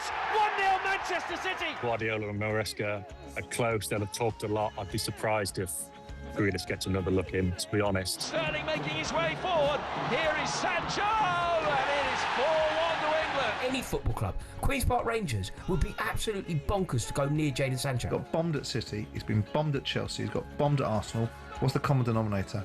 Raheem Sterling. One or two players who, well, they've had their time in the spotlight in terms of the Premier League and internationally as well. But that light's fading pretty quickly in some cases. I mean, let's actually, before we do go through them, by the way, Gabby, I've texted from, because we're going to be talking about Rashford, Sancho and Grealish. Andy in Chelmsford said, after losing some big players this transfer window, I think it would not be unwise of Villa to snap up Rashford, Sancho and Grealish. Lots of experience to try and keep them afloat this season. Well, with what money? Not allowed to spend. Problems, Rashford's wages as well. Yeah. It's a lot of money, isn't it? Yeah. I don't think Villa could afford to do that. I mean, look, if you look at them, let's start with Jadon Sancho. Of course, who had his spell at Villa on loan last season. And I looked at his stats, 23 appearances, no goals, 2 assists. Is Jadon Sancho literally in danger of disappearing totally from the game? I do worry about Sancho. I do worry a lot about him, Jeff, because didn't work for him, obviously, at Manchester United. Did work at Dortmund, didn't work at Chelsea, come to Aston Villa last season. Everyone thought this manager, Emery, can produce miracles, but he couldn't produce a miracle with Jadon Sancho. Had 2 decent halves during his time at Aston Villa. Couldn't get past the player, lacked the pace, lacked the end product as well. 26 years of age. Yeah. On a free transfer. And there's always a rule, isn't there, in football, Jeff? If you're coming down to your last year, you better have a good year.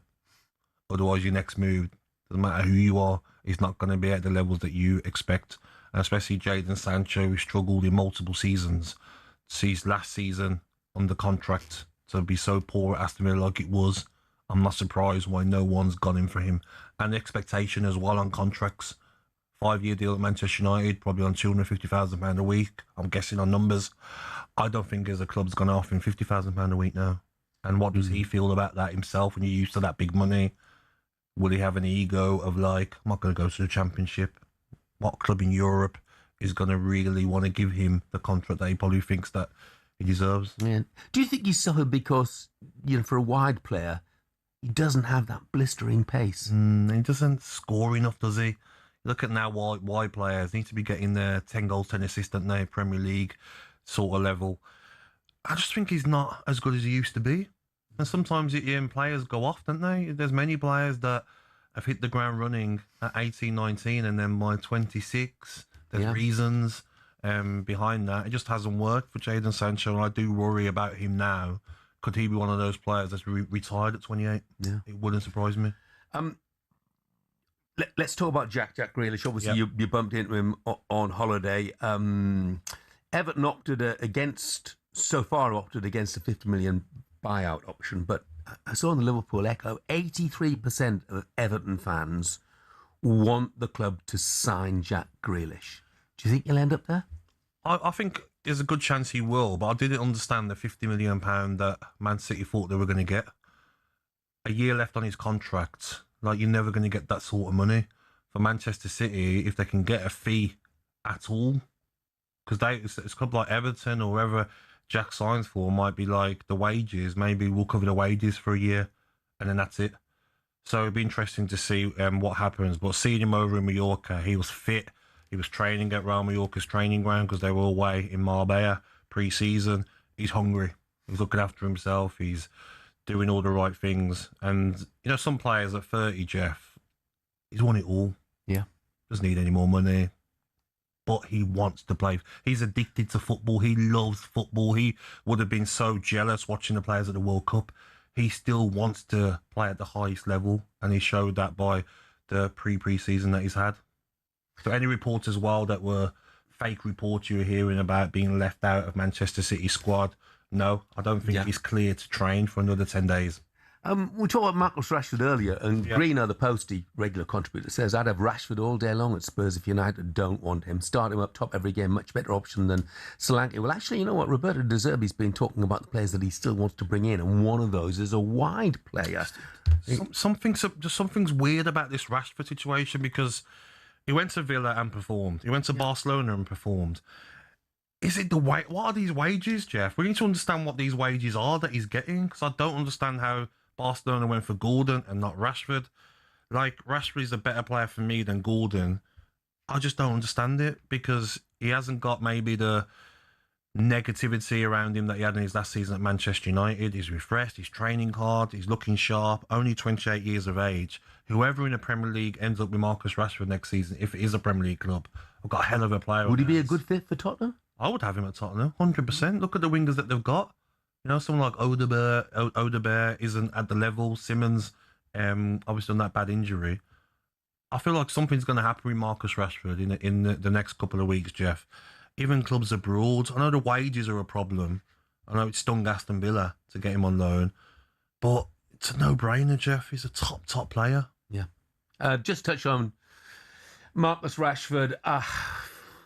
You know, it's hard, and I beg your pardon, let's touch on Raheem Sterling. I mean, it's hard to look at Raheem Sterling, isn't it, and not remember those great days when he was playing for Liverpool and for Manchester City as well. Do you think he's literally reached the end of the road? I think he's close, yes. And when I hear that clip, Justin, like Simon's giving him stick about like, oh, it didn't work here, but can we not forget that Raheem Sterling's debut for Liverpool was the 24th of March 2012, 17 years of age.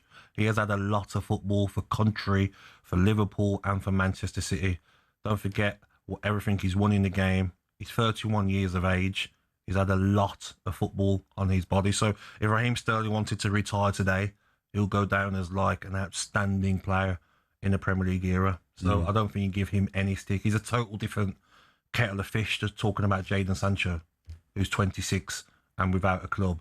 Raheem Sterling, 31. You know what I mean? Maybe he wants to play somewhere close to home for another year. Wouldn't surprise me if he retires soon. We shall see. A lot of talented footballers there. David says Rashford's literally stated he won't sign permanently for another club in the Premier League. How hard is this for you men to grasp? Yeah, absolutely, David, but he may not have any options. And also, who's talking permanently? Yeah. Who's not talking about a year's loan somewhere, which seems the logical thing. A couple seasons ago. So I'm sure if he comes later to the transfer window, Jeff, and he gets an offer from a decent-sized club in the Premier League, he will go. Yeah, I agree. Coming up, we'll turn our attention to Everton and whether they're one of the teams that could take a step forward this season under David Moyes.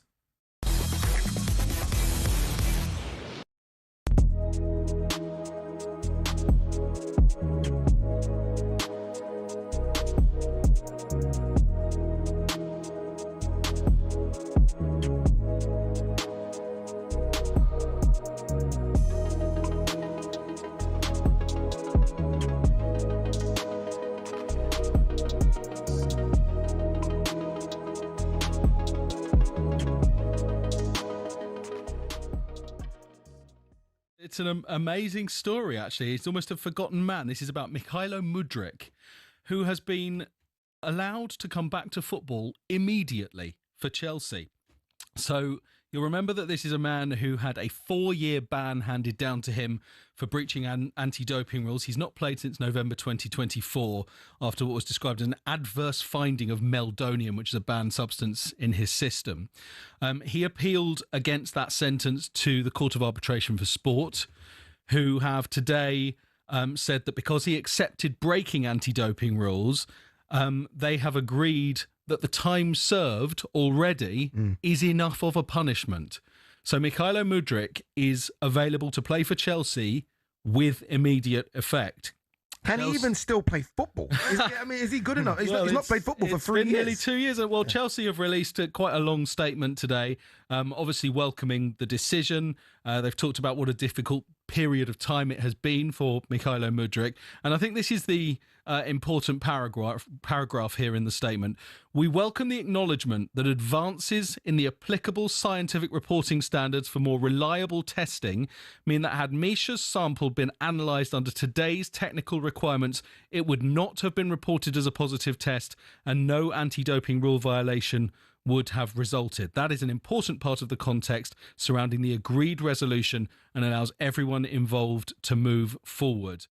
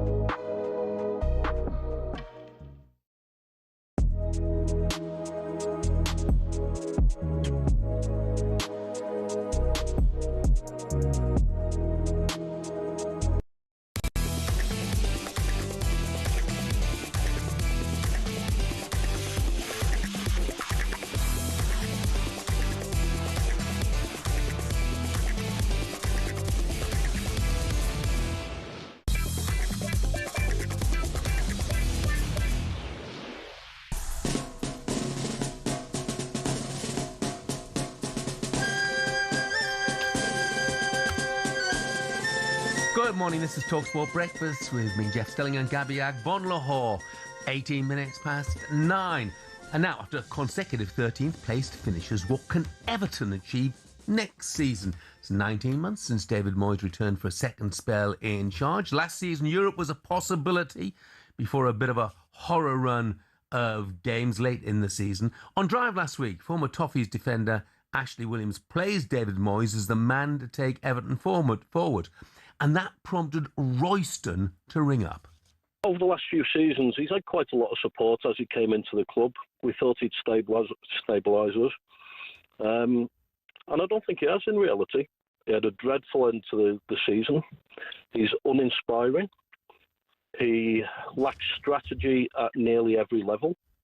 If you want to watch a team that effectively has got no inspiration, then have Moyes in charge.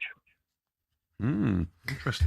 Yeah, highly critical Royston. Let's get a response to that from Everton fan, former World Cruiserweight champion Tony Bellew. Morning, Tony. Morning, Tony. Morning, boys. How are you, lads? Yeah, well, good, thanks, mate. I don't know if you heard that there. Royston saying Everton teams under David Moyes lack inspiration. What do you think?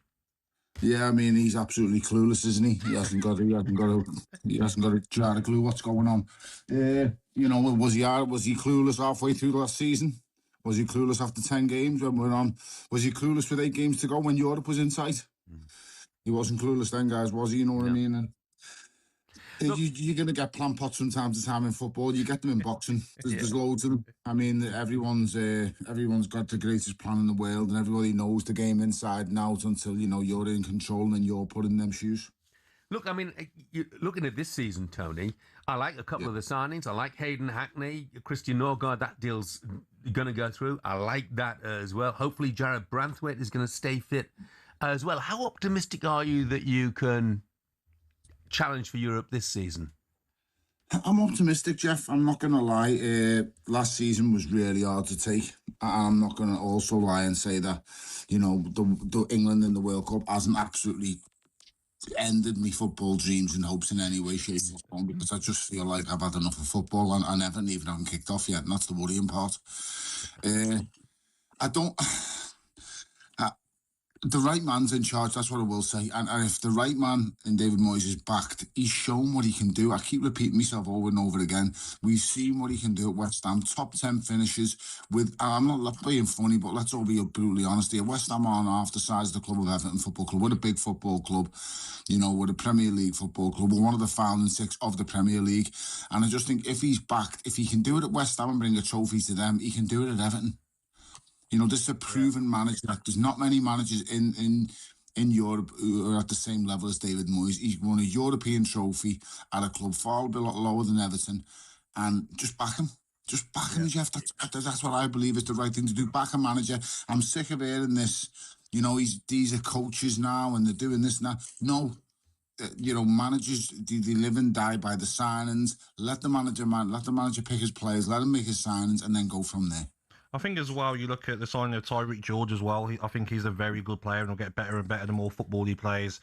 But there's one signing that Everton fans really want, isn't there? And it's Jack Grealish to come back. Whenever I spoke to him last season, Tony, he said he loves the fans. He loves the atmosphere at the ground. He loves the staff. He loves the manager. He loves his teammates. He loves that football club. How much would you want him back, mate? Oh, Gabby, he's vital. I'm not going to lie, mate. There's no other way of dressing up. There's no point in saying, oh, well, he's had to. We'd absolutely love him back. And if I'm being totally honest, I'm sure he'd love to come back. But, City's under not new ownership, but it's under new times now, manager. And I don't know. I think ultimately it'll depend on what this Maresca really wants, doesn't it? Will he be having him? And that's what it'll be. I think he'll have conversations with this Maresca or whatever have you. And if they don't fit, then I think hopefully he can come back. But we've got other things on the horizon. We've signed a couple of new players.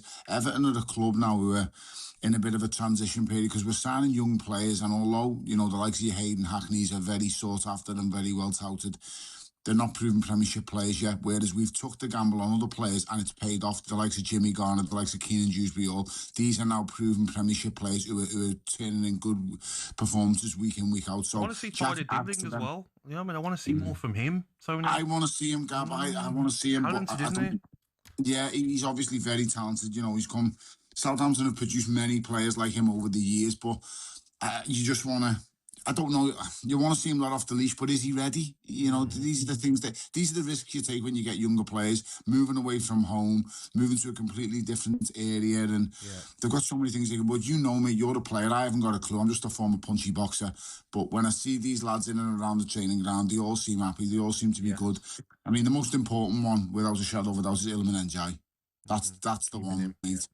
Because you keep him, you've got a real chance of getting into Europe. I feel like if you lose him, and listen, everyone's got a price. I'm not saying you can't sell him. Of course you can, because everybody's got a price. But you lose him, that's worrying. Because this is now part of the spine of the team. Iliman Ndiaye, you've lost Sagana Gay. You're going to lose Jack Grealish. That's an awful lot of goals and controlling a game over the midfield period, and that's worrying.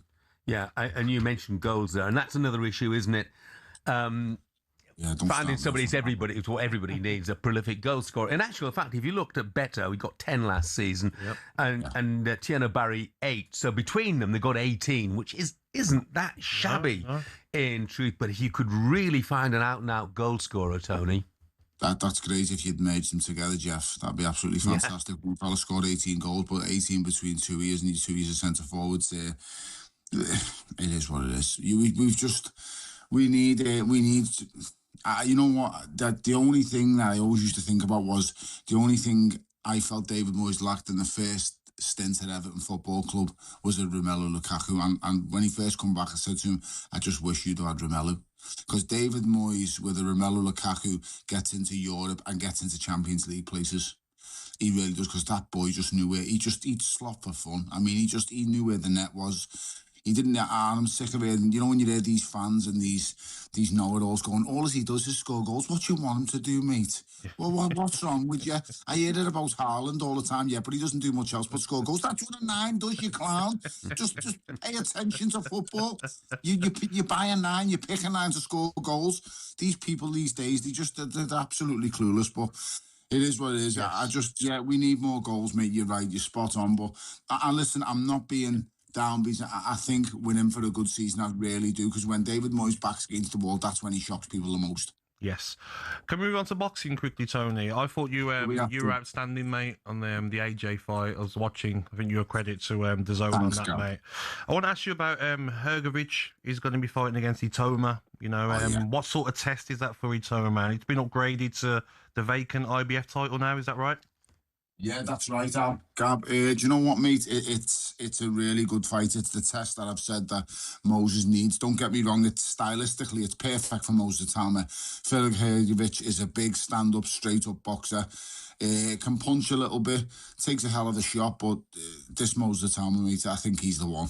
I really do. And I just think he'll be too quick. He'll be too vicious. He'll be too aggressive. And he won't miss. He won't miss Filip. That's the big thing. When he nails Filip and rocks him and hits him for the first time, he's just relentless. Who would he fight next then, Tony? If we get through this one, Hrgović, is it like Dubois? I mean, I'd love to see that fight.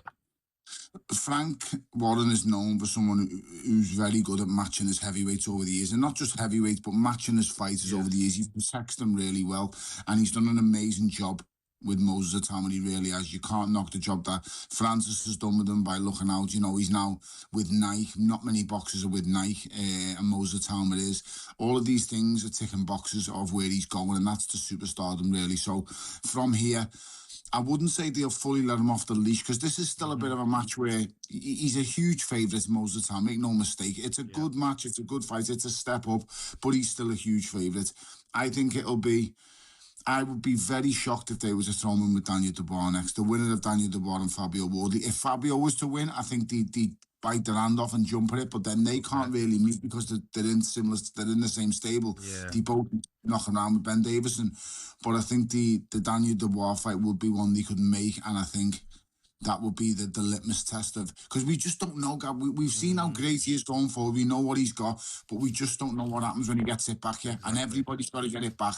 That's what we need to see. And that for me is the last markings of where you go, right, he's ready. And we know he's the one. And we just need to see him get it back. We need to see him going to round 8, 9, 10, 11, 12, them kind of rounds. And then that's where champions are made. Spot on, mate. Brilliant. Thanks, Tony. Hey, look, a couple of Everton wins, mate. You'll soon be back in love with football again.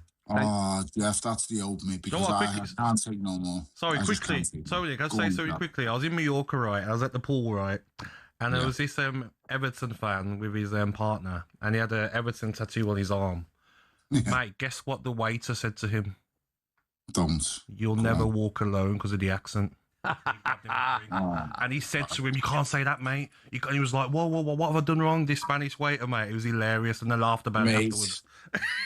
Love it. You know what? It just explains everything about them cop-ites. They're absolutely everywhere and haven't got a clue.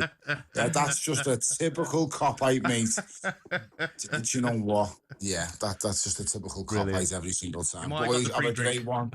You're doing a great job, Tony. As always. I never forget, boys, just one last thing. Up the toffees. Up the toffees. Cheers, Tony. Have a great day. Tony. Former World Cruiserweight Champion Tony Bellew there. Everton get underway, first day of the season, home to Crystal Palace. You can keep up with that, as always, Game Day Live with Adrian Durham and our top team around the grounds. Very briefly, text about Newcastle United FC. Too much negativity about my beloved Newcastle United FC in the talkSPORT studio this morning. Last year was a poor season in the Premier League, but we had good cup runs. Eddie did well, yes, but his time was up. He knew the parameters we have to operate in, as do the owners. Until the new stadium is built, we won't generate what we would like to, but our revenue is increasing. Top 6 guaranteed, and you heard it here first. Coming up, we turn our attention to the transfer market and find out if there's any good news for Arsenal fans. That's next.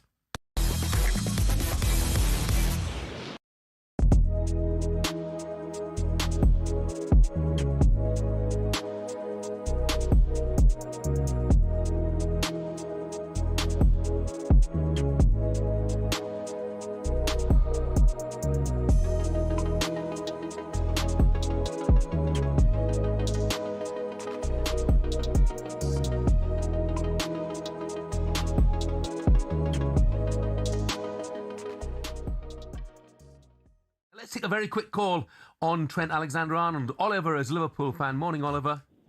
Morning, how you doing, lad? You all right? Yeah, all right, really good, Oliver. mate, yeah. Would you like to see Trent back? All good. I'd absolutely love to see Trent back. I think Mo Salah missed him very much last season.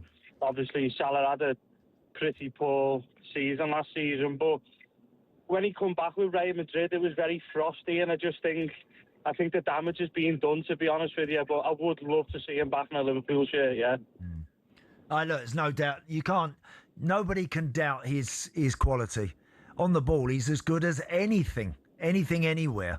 He was winning games from right back. Obviously the Barcelona game in 2019, that cross, and then I think he was very, very important when we won the league with Slot as well. So much quality, from right back. No doubt about it. Yeah, brilliant. I think a lot of Liverpool fans would share that view. They'd all love to see Trent back. Oliver, thanks very much indeed. Maybe Jeff as well. Thanks, Oliver. You wonder, though, whether the player, having not really done it at Real Madrid, would want to sort of maybe at least stick around for another 6 months to see exactly where he figures and where he fares. He'll know pretty soon. As players, you get the vibe whether or not you're on you're part of the in club or whether you're on the outside of it.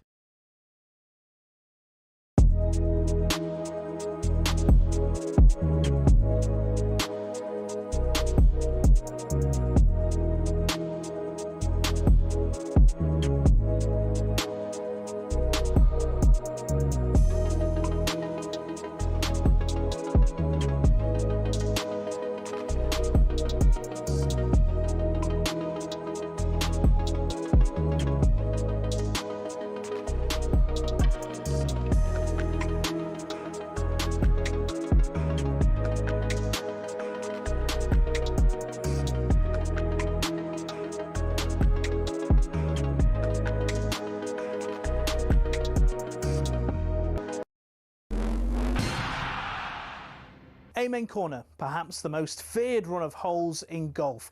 Each year it claims the tournament hopes of many, with balls hitting bunkers and water traps aplenty. But why is it so fearsome, and where did it get its name? Just the thoughts of holes 11, 12 and 13 at Augusta National gives the likes of Rory McIlroy and Jordan Spieth the shivers. McIlroy hit 3 over and Spieth hit 4 over in their final rounds to blow their hopes of a green jacket in 2011 and 2016 respectively. But did you know Amen Corner's name is inspired by a jazz song from 1933? American sports writer Herbert Warren Wint, on the left here, wrote about it in 1958, referencing the song shouted in that Amen Corner when describing the run. Hole 11 is a par 4 over 520 yards with a green guarded by a pond and bunkers to the front edge. 12, perhaps golf's most famous hole, is a par 3 over just 155 yards. The green's guarded by Rays Creek at the front, more bunkers and azalea bushes ready to punish the smallest error. Then there's the 13th that teases the hook shot over the trees. It's a dogleg par 5 over 545 yards that's inviting for big hitters who want to reach the green in 2. If you want to win the Masters, you have to keep your score down around Amen Corner. So who'll be the next to fall victim to golf's most famous and most daunting challenge?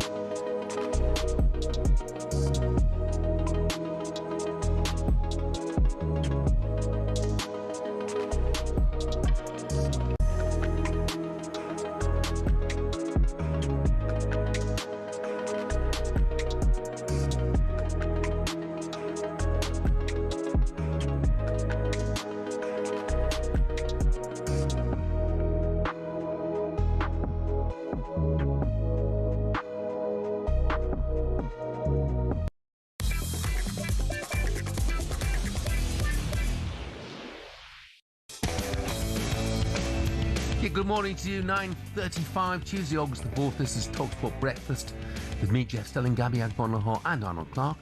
It's the perfect time to upgrade your car. Get 2 years free servicing when you buy a used car in the upgrade event. Check it out online.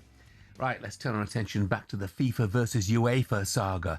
As talkSPORT's Ben Jacobs broke the news last night that UEFA President Alexander Ceferin plans to get European clubs to boycott the 2029 FIFA Club World Cup. Delighted to say that Ben is joining us now to give us more. Morning, Ben. Good morning. What's the latest on this Ceferin story then, Ben? So the UEFA Super Cup takes place, of course, between Aston Villa and PSG on August the 12th, and Ceferin and Al Khalifi representing PSG technically at the event, will have a meeting. And my understanding is that Ceferin, who's always been very anti-Infantino, is pushing for this Club World Cup boycott and to basically bring FIFA into gridlock, and the Club World Cup is a big part of Gianni Infantino's legacy. Now, fascinatingly, there's not really a Club World Cup at the moment to boycott which Ceferin will play on, because there's no location, there's no approved funding, there's no solidarity payments in place, there's no number of teams agreed because Infantino wants to expand it, and the solidarity payments, the money that trickles down and benefits all of football from the 2025 edition, hasn't yet been paid. So Ceferin is playing on the frustration of many European clubs in particular about things like money and workload, even though, let's not forget, the 2025 edition made a lot of clubs like Chelsea a lot of money. And now we're seeing again moves behind the scenes to put pressure on Gianni Infantino. Yesterday, Welsh FA and the English FA, the former via a statement, the latter via talkSPORT sourcing, both removed their support for Gianni Infantino. So you've got two things here at play. The first is, does Gianni Infantino have the votes to stand again and win? And the second is, even if he's got those votes, can UEFA, with other support, catalyse a move to basically make Infantino's position untenable and FIFA's day-to-day essentially into a form of gridlock? It's clearly something that's going to take time, isn't it, Ben? Look, it'll run and run. Let's talk a little bit about transfers, shall we? What about Arsenal, first of all? The talking the things that run and run. The Bruno Guimaraes story seemed to have run and run as well. Is that going to happen?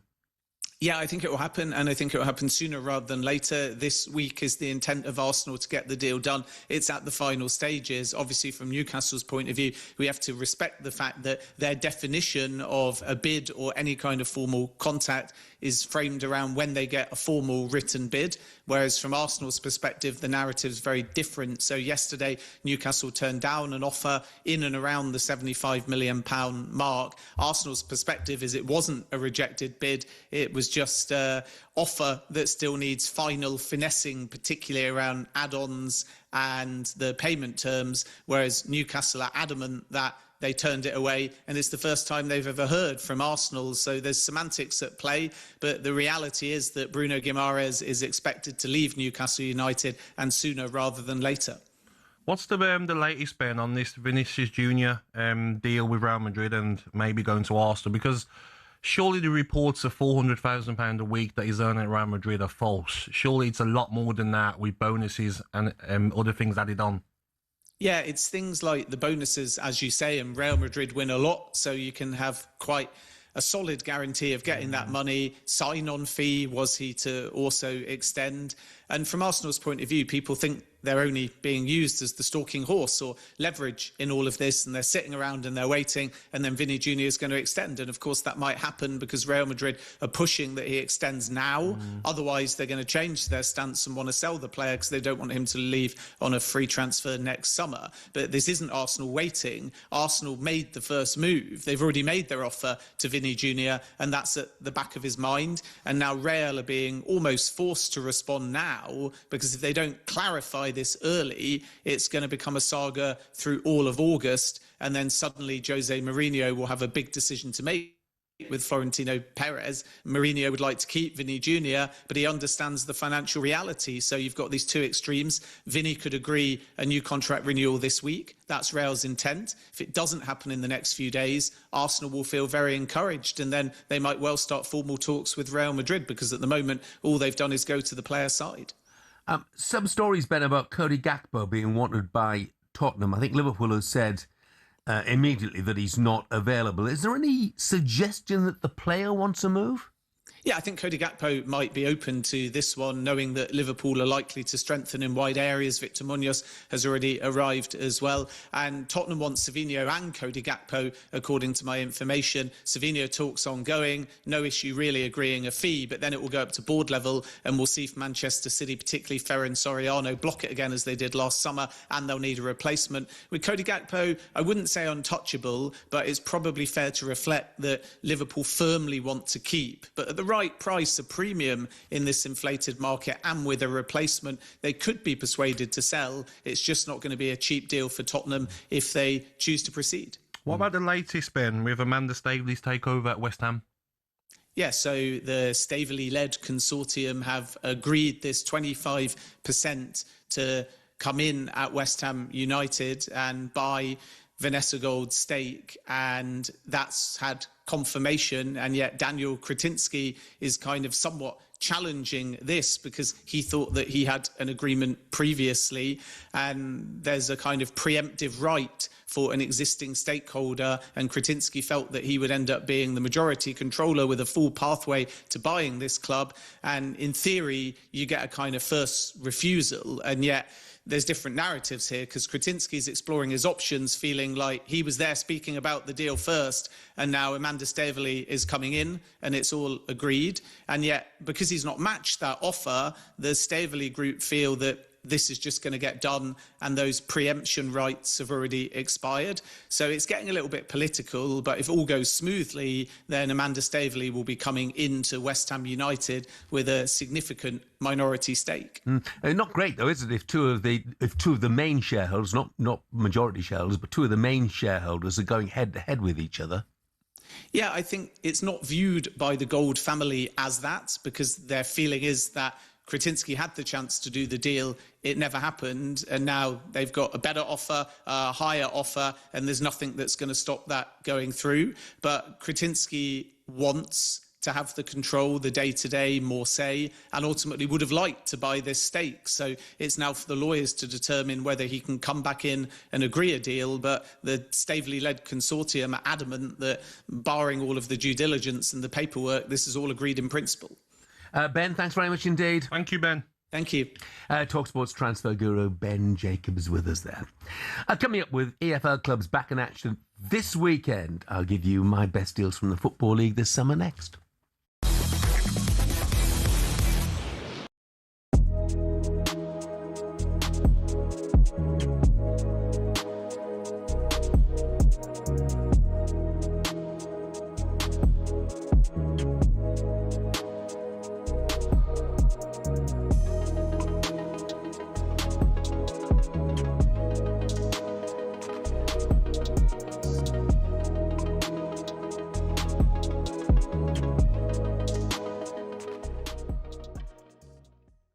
Noticed that on social media, Curtis Jones liked the posts where Inter Milan announced Stones as a player. He's acting like a spoiled brat. I saw his behaviour last night on the pitch. This was after the friendly. Yeah, I understand the frustration that you should have got the armband. He's been, he's a scouser. He's been there 20 years. Blah blah blah blah blah. But to act like that and for it to carry on, because it went on for about 2 minutes. Was it him and Dominic Szoboszlai? Yeah, he was having a go at Szoboszlai, who handed the armband over, I think, to Tsimikas. Mm-hmm. And I believe Curtis Jones had the temper tantrum over that. It's just like that behaviour can't happen. Not from a graduate from the academy. He's too into himself. So if he wants to go, source of his frustration not so much the captain's armband in a pre-season friendly, it's the fact he wants to leave, is it? Yeah, okay, so he wants to leave. Well, okay, now Liverpool have to get the best deal for the football club. That's how it works, okay? You don't get to throw your toys out of the pram and do it slowly, knowing him, and then act like that. I just don't understand it. You're playing for one of the biggest football clubs in the world. You came through the system. Behave. Stop. That's all eyes are on you. That's not behind closed doors. That might go on in training and all those things, but you don't want to see that going on actually for millions of people to watch. And it's not great for Andoni Iraola, fresh in the manager's. No, and I'm sure he'll move past that. And I think Szoboszlai was asked in the press conference, and he didn't even talk about it. But it's just you hate seeing stuff like that. I really do. I think it's so petulant. Do you know what I mean? So, and then when you're liking Inter Milan's post, okay, we get it. You want to go to Inter Milan, probably last 5 minutes out there.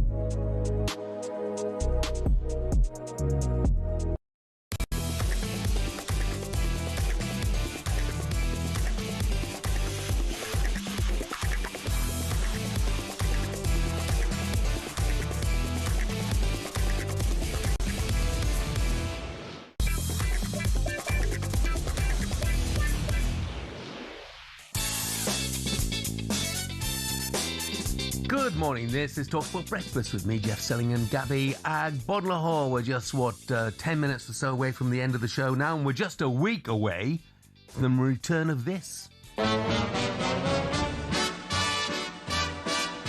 can you not love the EFL when it throws up moments like this? At the other end, it's turned back for Watford, and Dealey scores! A pitch invasion! Oh, it's come back to Zamora! We're in London.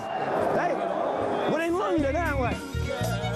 Leeds can beat you 4-1. They're a fantastic team, but we had someone in the bushes that day twice this season now. No sirve para nada. I didn't know I would have such a reaction. Southampton banished from playing in the playoff final. He rips his shirt up and runs away in celebration. That ghosting Edwin in on Saturday. We didn't defend properly, you great chicken nugget. You just never know which twist any game is going to turn next. Must I forever be? Yeah, it's the return of the EFLers Championship, League One, League Two. They don't begin for another 10 days or so, but the Carabao Cup returns this weekend, this Friday, in fact. We'll bring you the first domestic cup commentary of the season. It's Borough against Wrexham, and then 7 live EFL Championship matches across the opening weekend, including Burnley against West Ham on Sunday the 16th. But who are the signings of the summer from the Football League? Well, we mentioned Middlesbrough, by the way, playing in that Friday night Carabao Cup game. A couple of interesting signings. Lack of goals cost them last season, Gabby, no doubt. But they brought in Will Lancashire, paid £10 million to Spurs for him. He's just 21. He scored 11 goals for struggling Oxford United last season. And he was their club's young player of the year. So they're looking to him for goals. He's a young man. It's a big burden to carry as well. Hungry, absolutely. I mean, the big thing for Borough is they've lost Hayden Hackney. But they brought in Seb Berharter, who you might have heard playing for the USA in the World Cup. He's got 18 American caps. He's a close friend of Aidan Morris, which is why he's come.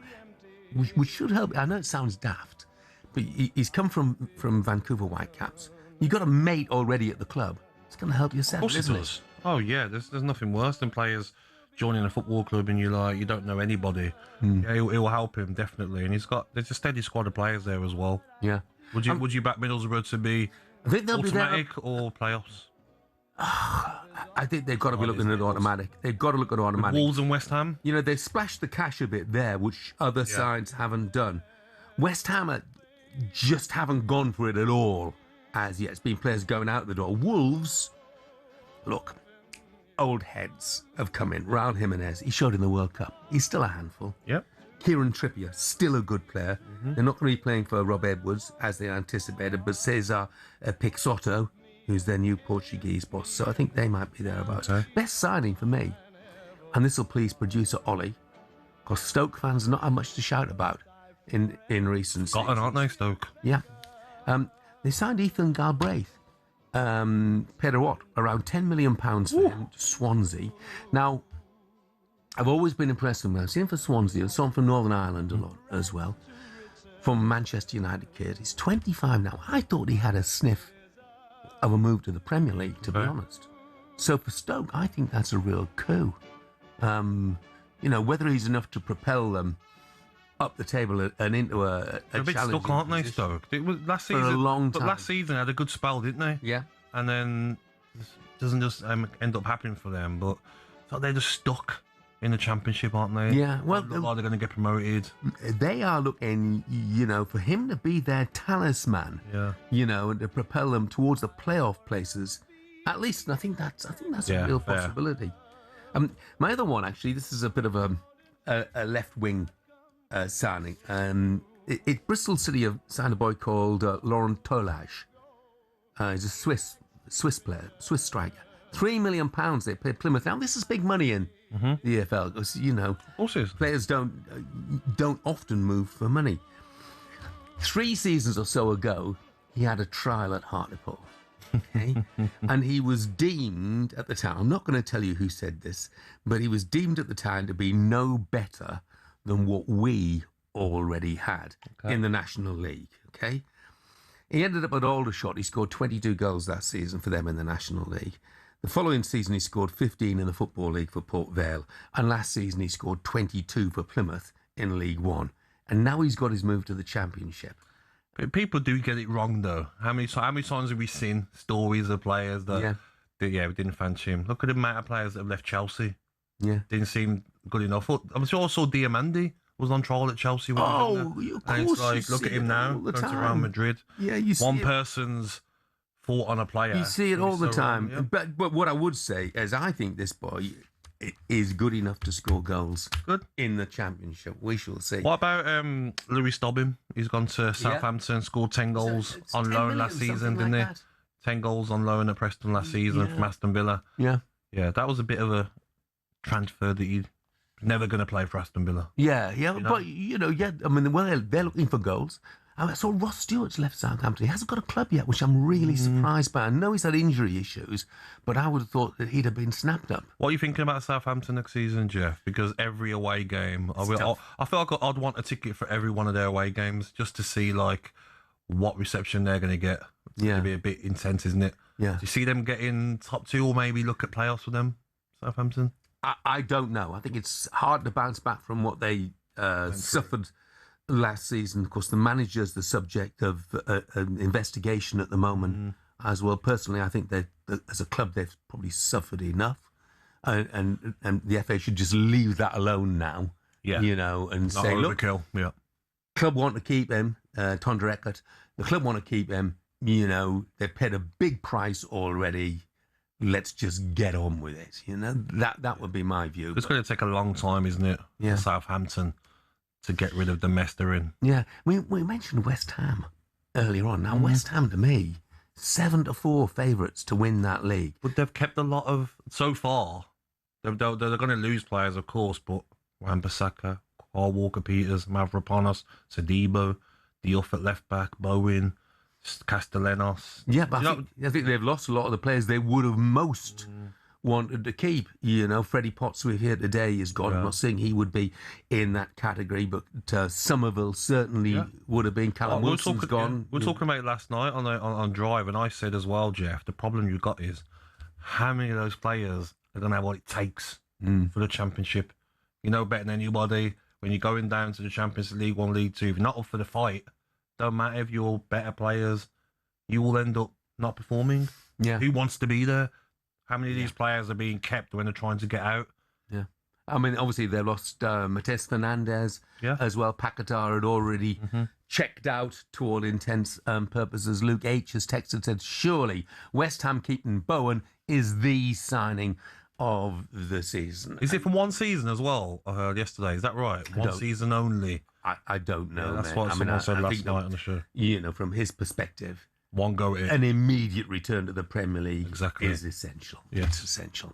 And now, if the AFL wasn't enough to get excited about, then what about this? Tomorrow morning from 6, the undisputed king of radio returns to your airwaves. Bad boy Brazil here. We're back to the 70s. Brazil's in there. Oh, that's a fine goal, Alan Brazil. A superb individual effort. I love Pep to bits, right? And I hate even thinking about, maybe disagreeing with him. But I think City, even when they go one down or behind, still very casual the way they knock the ball about.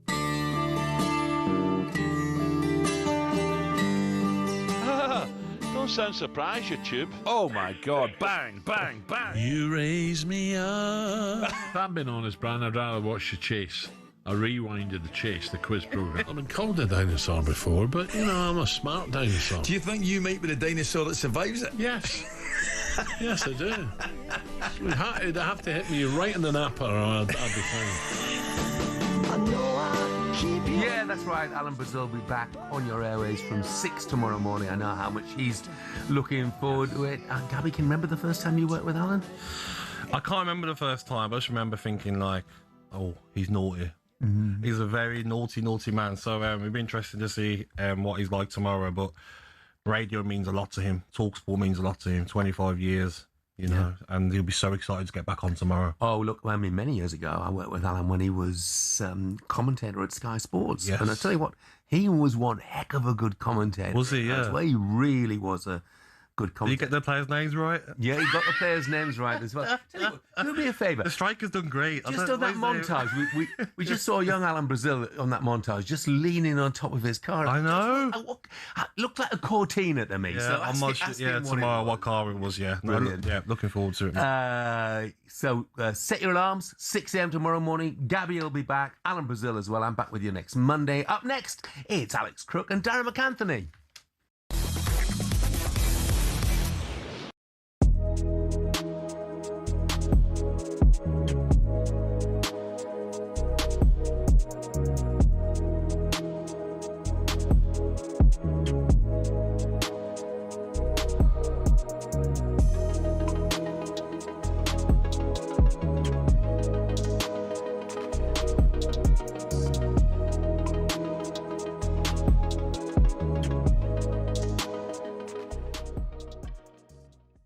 It's interesting, this situation with Vinicius Junior, because there were some reports of the weekend that he'd agreed personal terms with Arsenal. Rock Nation, who represent the Real Madrid star, have released a statement hitting out fake news. They said Rock Nation Sports International and our entire team cannot stand idle when unprofessional and uninformed media publish fake and damaging information for attention-seeking purposes. This is especially unacceptable when it personally targets our clients without any foundation. It's disruptive, harmful and libelous, they say. Media outlets and journalists need to hold themselves more accountable. Now, if Vinicius Junior was that keen on a move to Arsenal, would his agency really have gone so strong in the statement? No, I think.